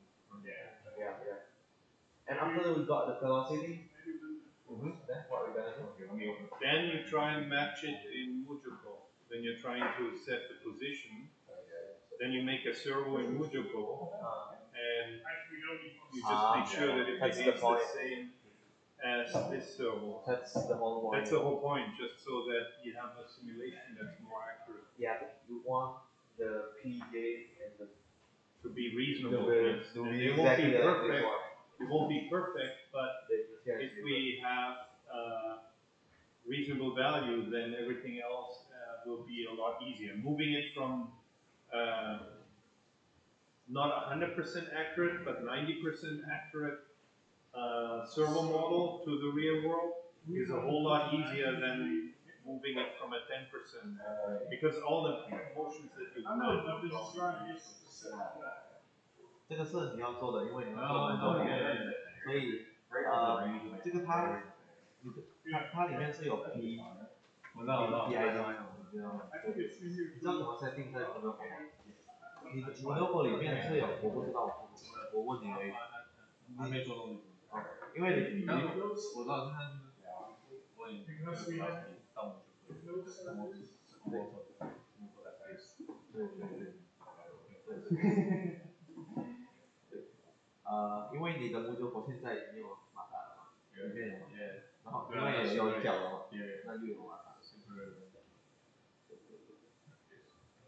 对，你要，我们要用木球佛，是你要看怎么用设定那个马达在哪里找到的？木球佛的马达。它可以创制吗？它是手动的。然后对，那个马达的设定，对，你要设定那个马达，它的套链。对，你要讲它的 velocity。那一个就够了。还是你要两个？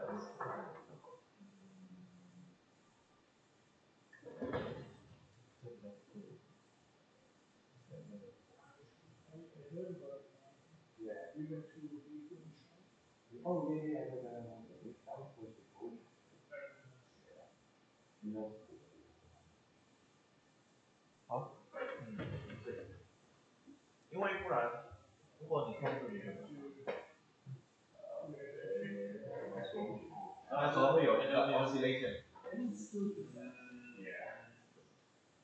像我控制我的嘛，它就这样，我要它这个角度，它没有到，因为它的 P 跟 D 不一样，对，它的 PID，它的 D，因为model它有那个权利，不知道怎么讲，它有那个权利，因为我们重量都不一样。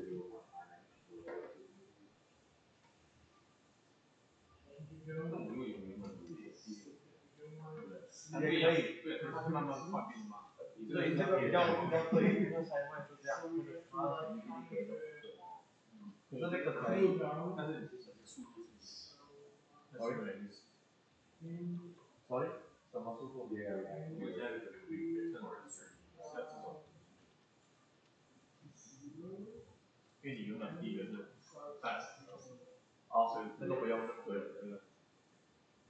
这个比较简单，因为那个它会改来改去的。对，一样就是 And now we,对，脚踏的 now we can use the time 你用 edge detection，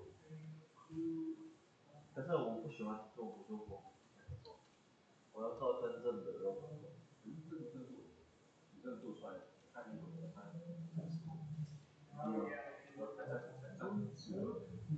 哦，所以因为它是打气的，这样他比较喜欢吃肉，因为你是做出来的，你的不一定能做这个，但你先大概做出来，因为你如果做出来，就是你还会改，你可以做出来，你还就一定会再改，但是就是有一点像但是说，我们我在那个在把 man 给我对对对，可是我就因为我的朋友，他有说，他还没对，我想看他。对，可是我还没对，可是我不喜欢做，可是我也没有那个，我分数很低的东西，我就是没有可能嘛，这里这边实习的，对对对，学习的。那我上次看的那个设计啊，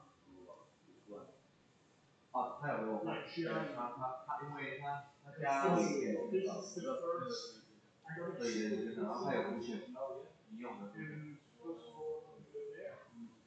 还有给你这个，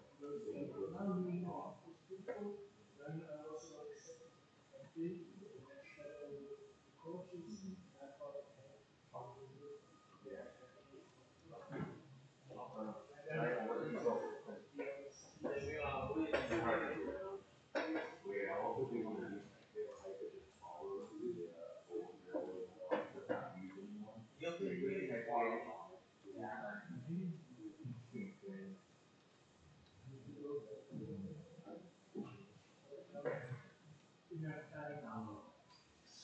，one semester is way too short.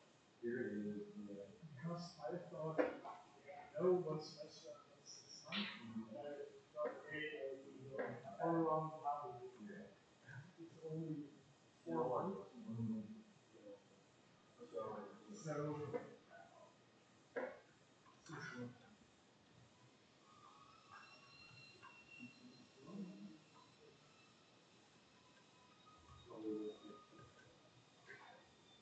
说你会用，我以为你要用，也是，我也是很难的，然后 S 是这样做的，啊，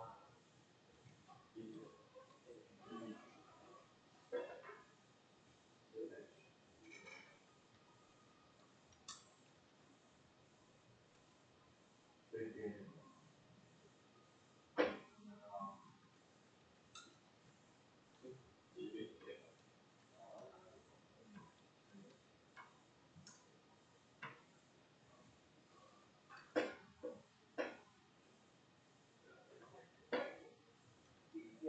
对不对？电吗？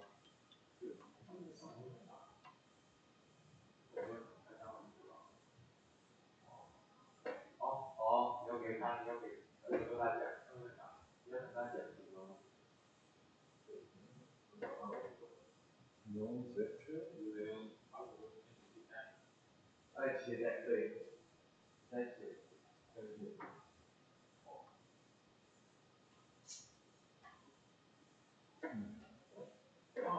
也写在看他的什么？要找他的快速的，是速度，他的速度。this weekend, I think I will hike around maybe because the weather is good.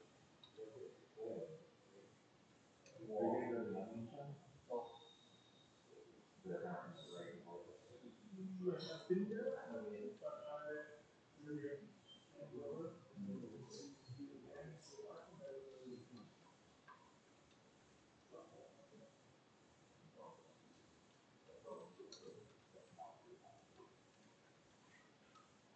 这个你可以帮我剪，哎，那个刚刚影片，他我用很大的影片，哦，你说那个对这个太大了，太长，我剪这边，而且这边有红字，哎，也没关系红字，没有问题。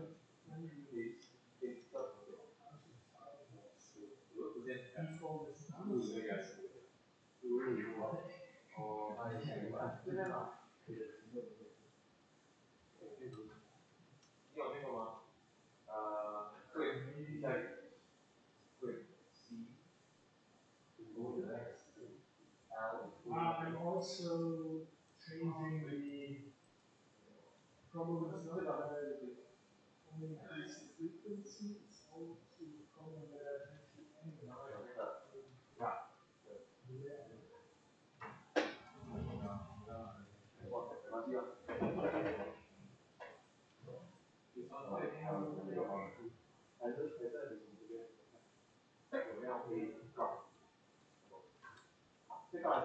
这个就可以了。我是说这个。No. Only 有 crop。那如果用这个在 A 可以用。不要，无意识的。不是说我没有写这个，我要写这个。好像网络。this is one drive, two times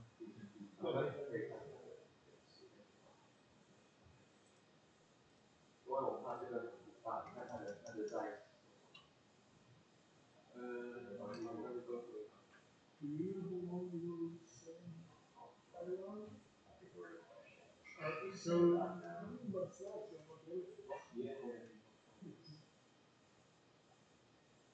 Christmas? Is the new Christmas? Are you using the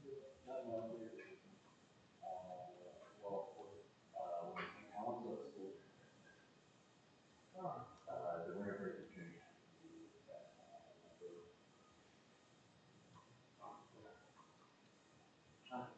你就知道了。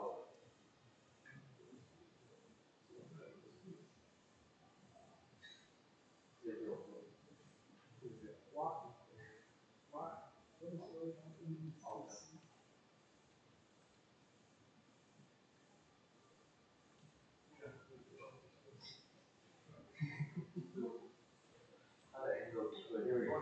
我有设定它的角度是多少？我有设定它的角度是45，所以这个是45，45，对，刚刚看到那个角度就不一样了，它没有改很多，它改一点点而已，最少它改45跟他讲，这个角度是45，为什么你给我的只要改1度而已？然后没有红色，是没有红色的吗？哦。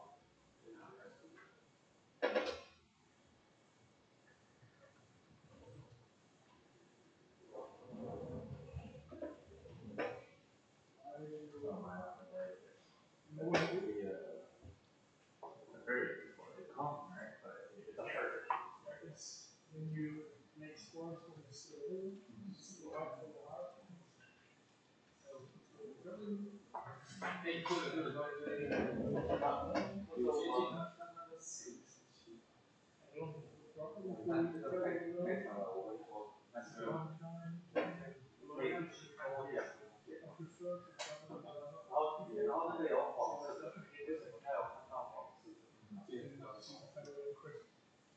And then I go to the tree front, it was first of December, we also have to leave the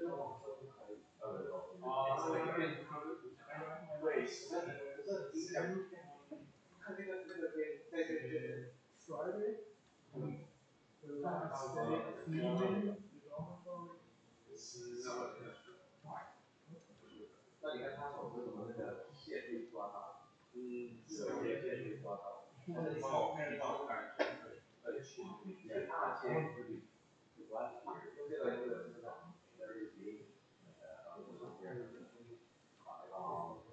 and the last day, supposed to leave on the last day. But the last day of my visit is the same as the last day. It's ridiculous. 有了这个切到最紧的，对，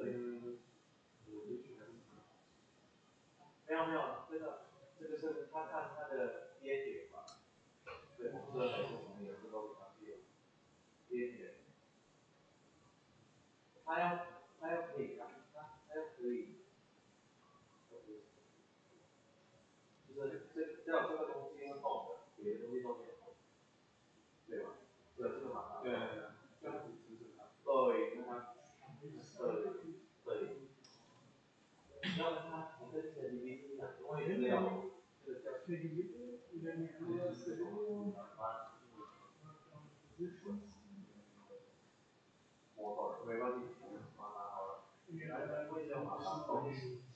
no problem.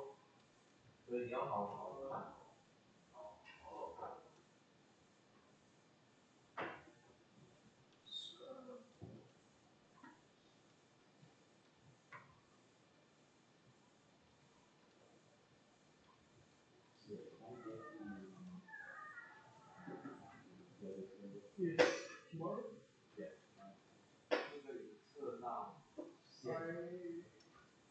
this is my first. And whether it's good or not, the shuttle bus is always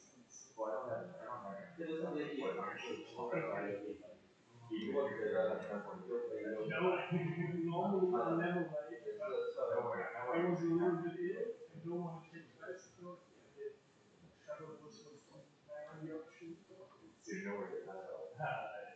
But tomorrow, we will.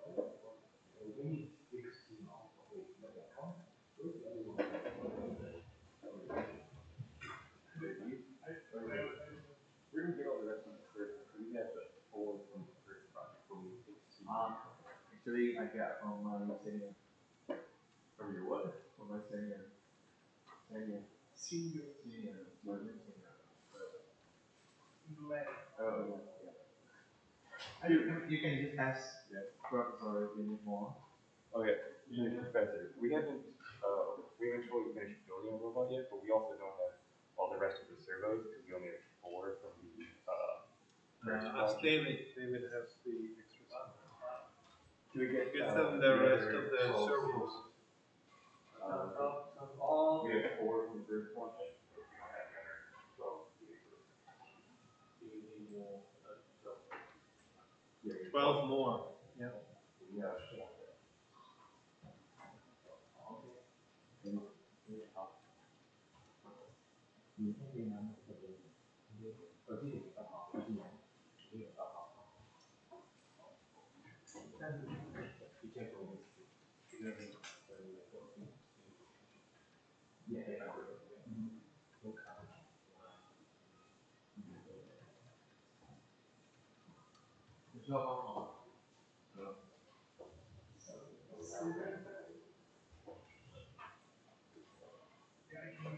Is it now? It was I think I increase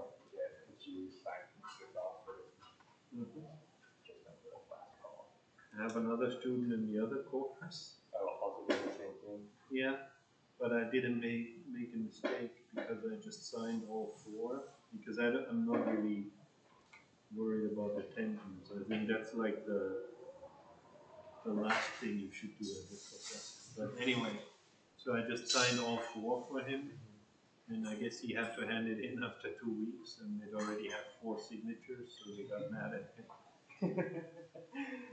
So make sure you don't do the same mistake. From my point of view, it's no issue, but the office. The office making different.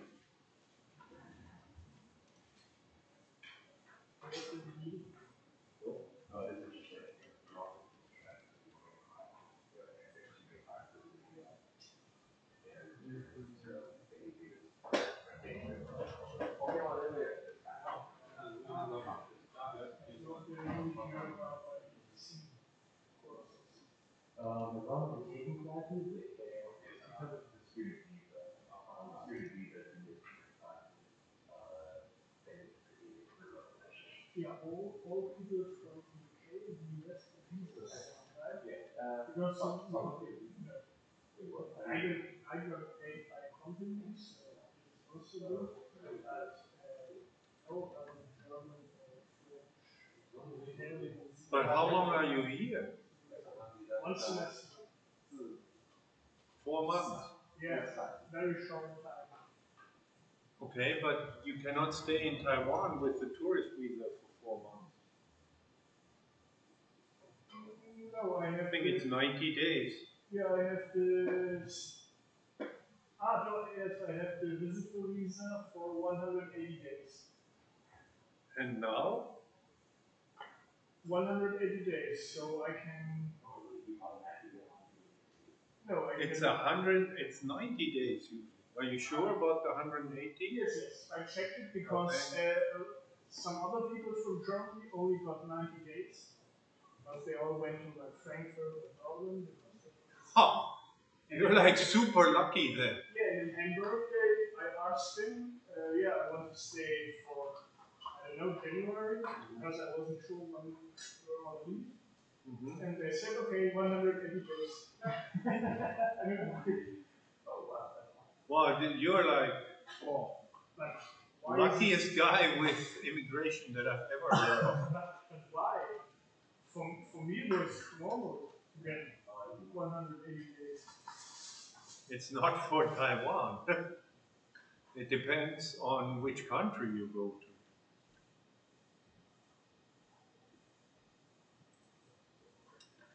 But they may have changed it. But if your friends all got 90 days, then that is more normal. I got it this year in July. So And it's also a lot on, depends on reciprocality. So if Germany has 180 days for Taiwanese, then often the other country does the same. But if, for example, Brazil requires a visa, then the other country, or if the US requires a visa for Brazilians, then Brazil will require a visa for US citizens. They usually try and balance things out.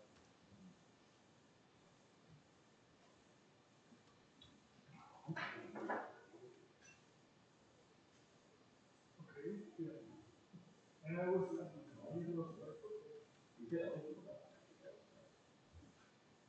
yeah, Philip got it. Yeah, but he also got it in Hamburg. And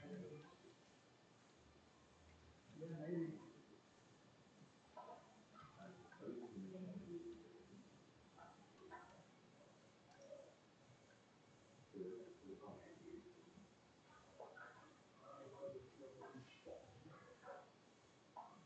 Thinking about, okay, we want to have it from. No, we have to. We also. Because you.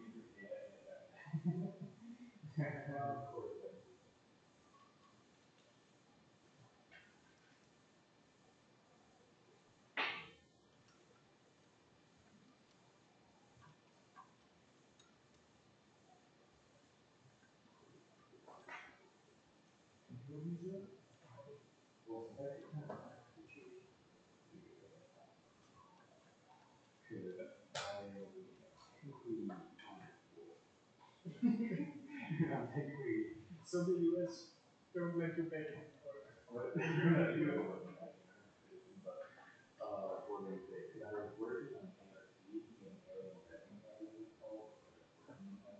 lost that in Taiwan.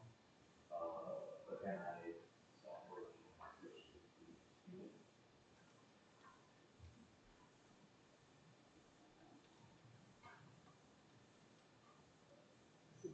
That was a lot of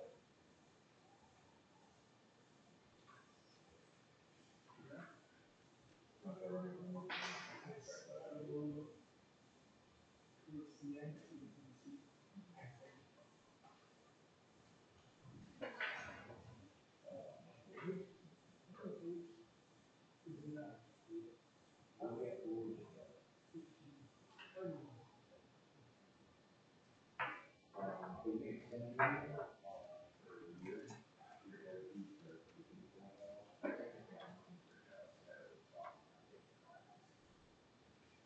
So I have friends here, they are studying here for 2 semesters. They also have a year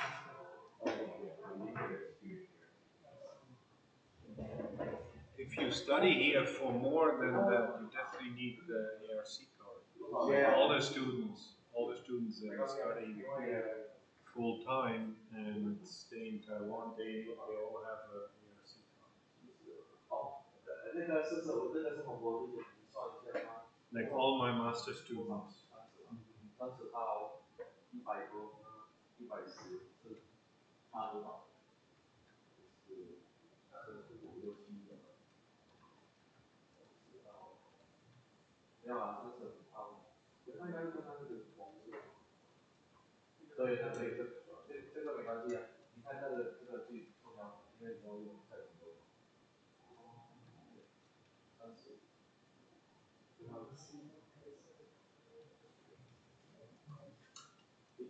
算是它的最大的。没有没有。应该都有。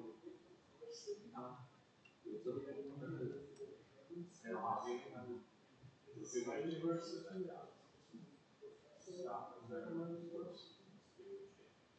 你就用最大的视角来说，那个。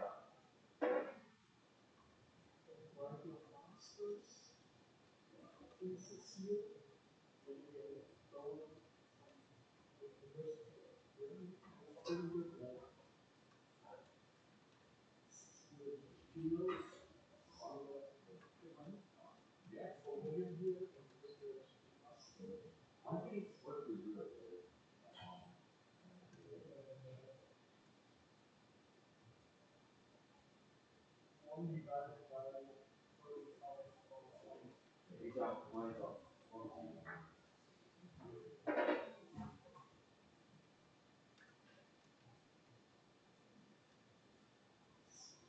Maybe 700.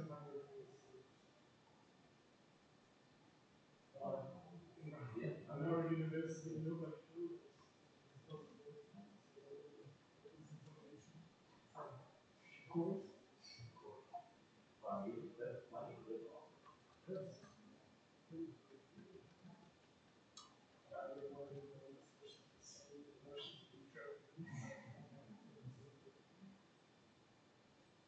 Yes.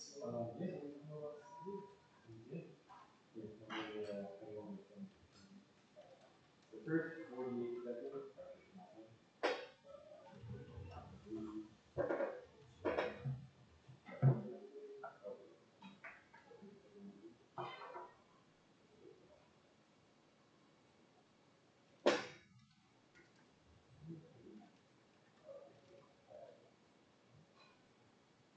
oh yeah, experience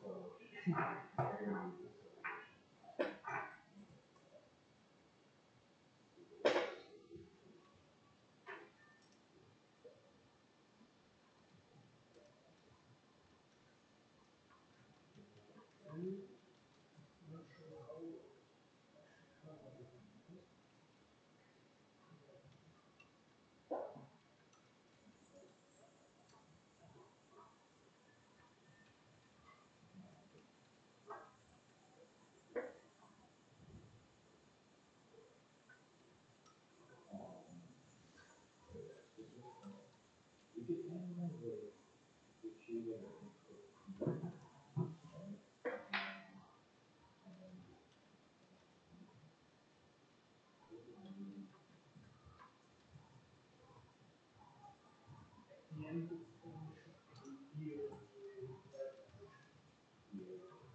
So that there is two sort of input.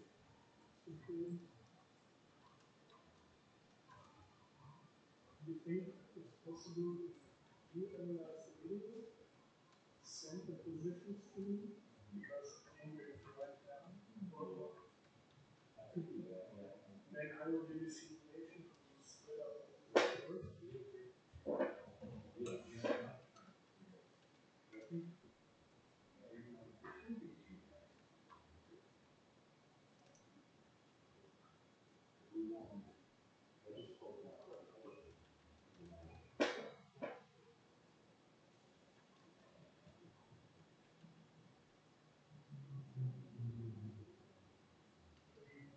You analyze it, and you can write down how you do it in your solutions. We can do it in our report.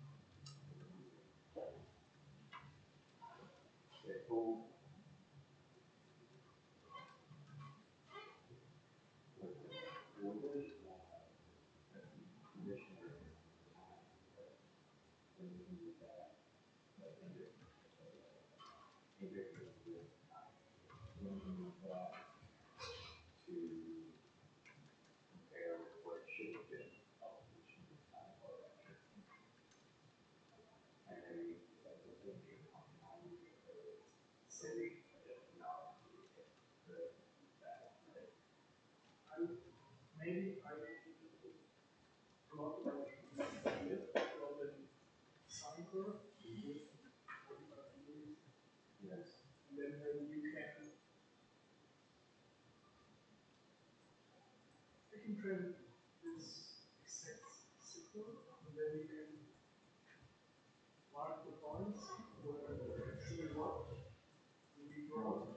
So that we have something like this. 不好意思，我问你的那个问题，因为我不太懂。I got an algorithm. If it's trained.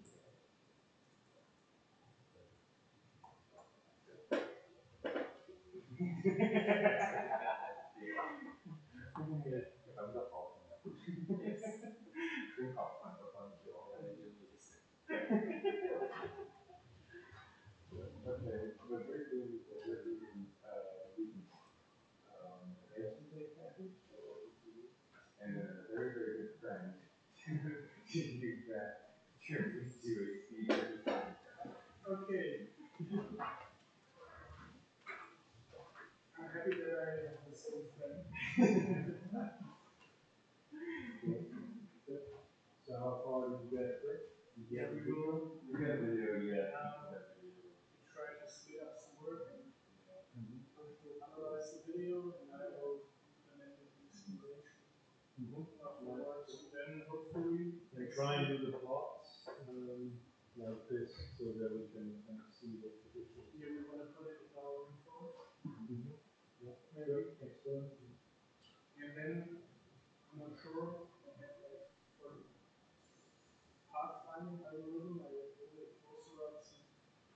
of the functions to have nice graph that works. It's only good, also good to put in the report. Yeah, sure. Anything you write, you should put into the report.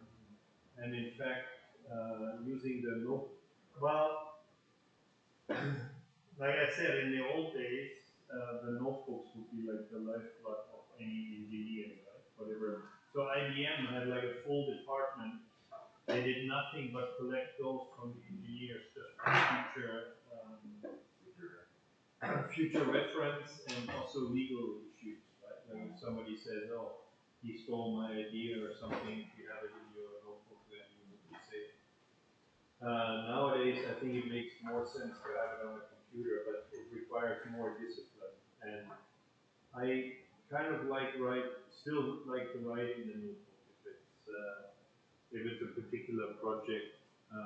But I also like to just run the code, compile it, and then paste it into a text file or a markdown document with some graphics. A Git repository nowadays.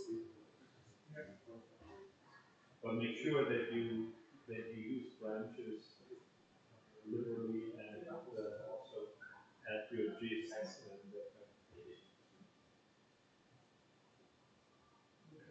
And then about so have you guys talked about your groups? Yeah.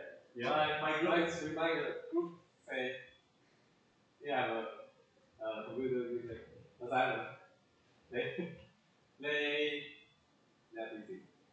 So, No, the computer business on is for this, right? yeah, because they say, oh, we can only focus there, and I do the part. Separately. That's good. Yeah. Okay, if you want to split it up like that, you can. But then you would just be working on they should at least help you with the simulation because they need to extract vision data from the simulation. Yeah. Okay, and you? I grew up with the Okay, so he's still in Germany? Yeah. But he's still working on it? Yeah, he's still working. But our group only 2 people in the field are working. But the other one, 2 German, they don't want it. They don't have us anymore. They don't respond to emails? Yeah, they don't respond. Okay. How do you think? Can we change like maybe have like we can give? No, we have to find some more of the German students that are doing work. So we'll see. We'll give it until Thursday, but otherwise we'll have to reshuffle. Because this is like a big project, and I think it is easier to do it with 4 people. But like if we only have 2 guys working, then it's 2 good ones is okay. But when you say, for example, for our group, we had a meeting last week with our German students, and they were, how can we say it? They tried their best, but it's like, okay, we start figuring out how the simulation works. And I think it's not enough because now I finished the inverse kinetics and the pathfinding algorithm, and now I need the simulation to run it, to check it, to test it. And they don't give me the simulation. I think I need to write it on my own. But then we don't have enough time because George also helps me with the random executor and the mechanics and everything. Then we're missing time for the computer vision. Is it better to have like from the 5 tasks, 3 very good ones and 2 Honestly, I don't expect very good on it. Yeah, but because they're all pretty challenging. The expectation I think definitely you should get the planner working in the simulation. That part is not too difficult. But I do think it's a lot more interesting to actually build the robot and also to work on the sim to real issues and those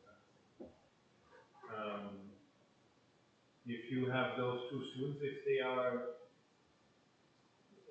cannot do anymore, then maybe you can get them to do the vision part, because the vision part is something that we can easily uh, uh, switch out with another group. Let's say even if they don't get if they do a not so good job in the vision part, but they tried, then I'm willing to give them a fee or something. But then you still want to be able to do your project well. But I have the other computer vision course, and some of the students are actually quite good. Actually, most of the students are good enough to be able to detect holes. So the vision part is not that difficult. It's about 30% of the whole project. And we can get up to 130, so the other parts will be 100%. But then you can kind of keep them involved, and they try. for you, of course, for you, it's not so interesting to work with the German students, but for George and me, the international thing is something that we're trying. English is pretty bad.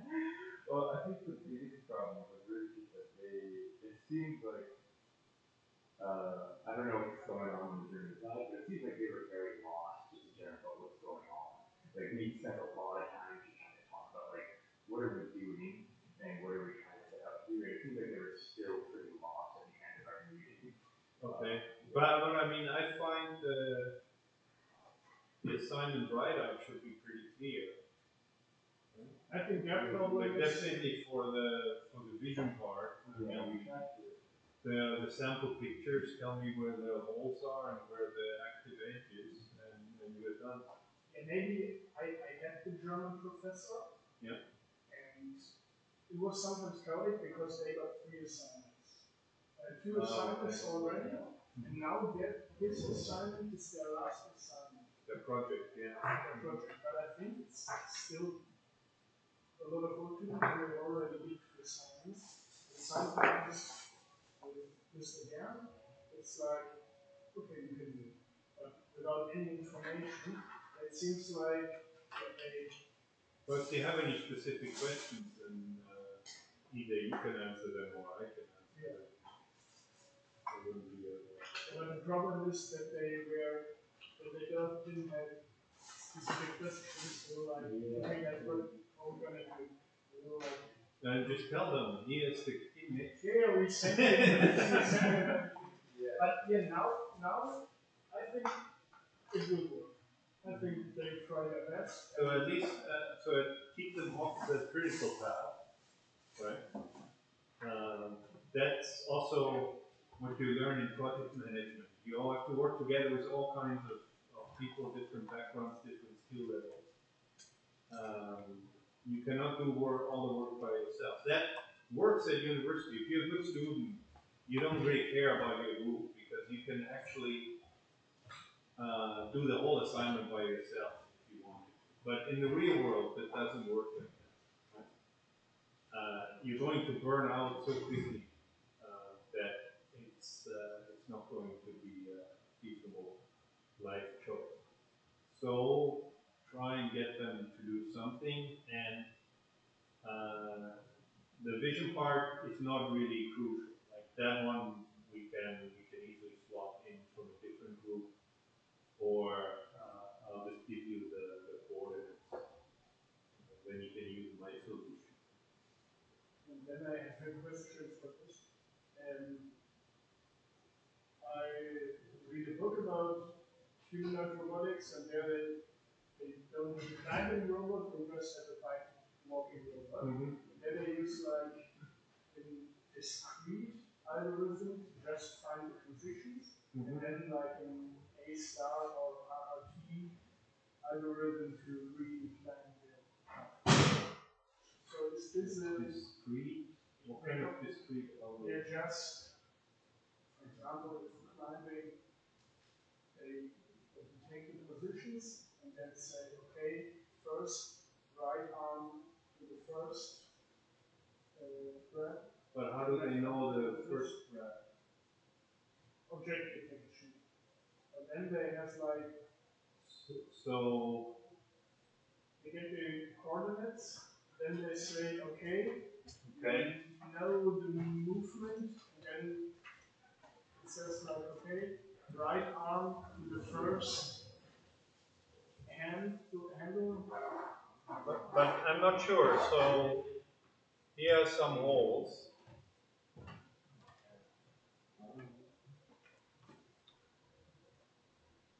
Now, which one is the first one?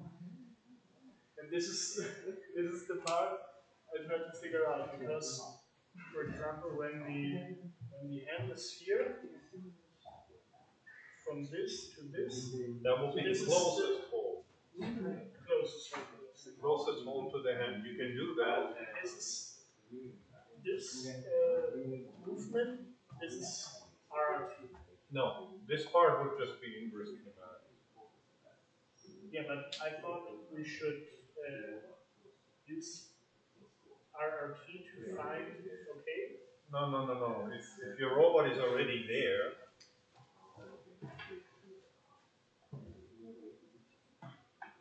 right? And you want to move the hand from here to there, then I would just use the inverse kinematics. Certainly, if you can lift the hand off the wall, then it'll be above the hole. You can move it there, drop it down, and pop it in. So this part you can do like, hey, RRT is, which one is the first one? And then maybe I need to grab on here. Maybe this is the one I need to hold because this one here is blocked or something like that. Okay, so RRT is the one where you get through the sequence of holes, or A star is where you calculate through the sequence of holes. the position to our IK algorithm, and then we find out. But before you do that, you don't just go to the nearest one, right? Before you do that, you figure out what that sequence is. But when I'm in this position and try to figure out, okay, what is the next? We use, maybe this is the next one.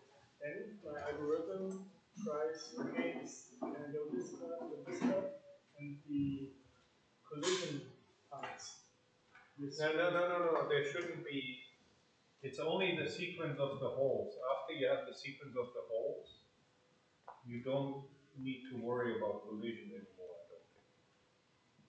And for in real climbing, you would have to, but in this particular environment where it's a flat wall and you have small holes, then you can bring your arms off and then move on top of it, and that should be fine. But I thought that it should check, okay, this is close, I can take this, but when I'm reaching this, my center of mass is not in the triangle. Right, So it's but not, that should be part of your R&D path. so this should be part, but for that, I have to go this path, try to get this position. Yeah. For this position, I have to check the inverse kinematics. With Correct. the inverse Yes. Yeah. kinematics, I have to figure That's out true. where's So the body. So it should be a loop where I try a new position, correct. calculate Yes. inverse Yeah. kinematics, and then check, okay, how does the Correct. Yes. That's exactly what we do. But this does not come first. Like this is after you do the planning. But while you do your planning, you need to consider your inverse kinematics. But I'm not sure. If I were to implement it, I would probably leave it as 2 steps. So I would say, okay, as long as my center of mass is here, then I would be able to reach anything in here with my right arm. And I would reach anything in here with my left arm. And I reach anything in here and here. And I just think, approximate that. That's my heuristic. That's what I think will happen. then it's much faster to calculate through the holes. Because then you're just sort of intersecting circles with points, so you check if it's close enough. And then you reach a top. So now you have a plan.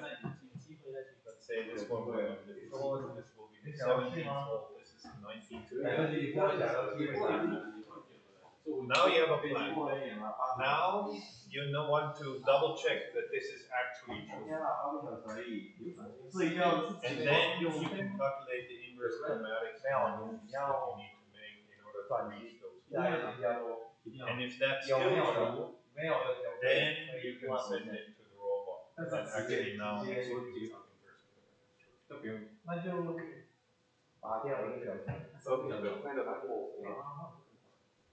Sure. Yeah. It helps. It's a lot better than if you're on hole 17 and then realize that this is a dead end. We had a bad. I have a meeting. We had a bad thing at the climbing gym, like where I wanted to be. With a friend, we always go climbing on Thursday, and our friend, she finished the V3 route, so she was very happy on the top, and it was like maybe twice this high, and then fell down onto the mat and just lay there, and 2 broken bones. So really, really bad luck now, out for 3 months.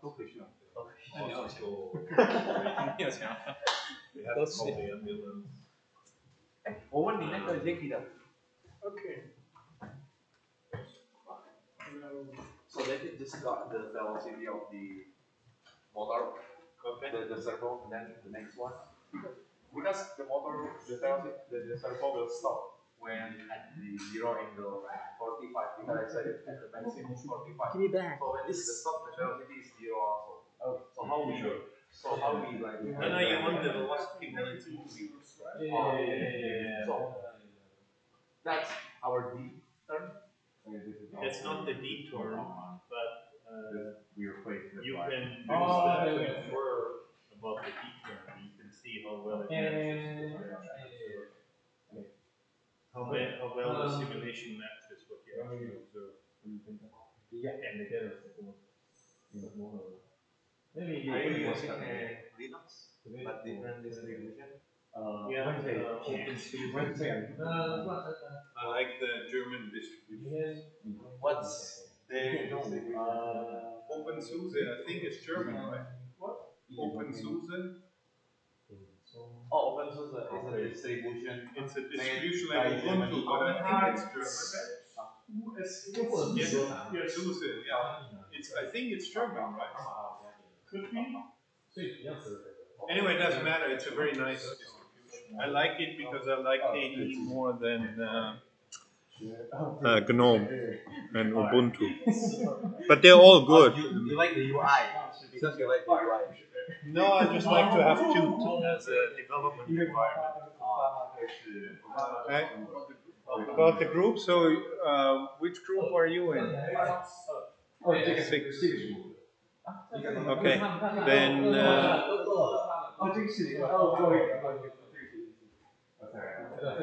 then we will. And you have talked to your group members in German? Yes. And what do they say? Nothing.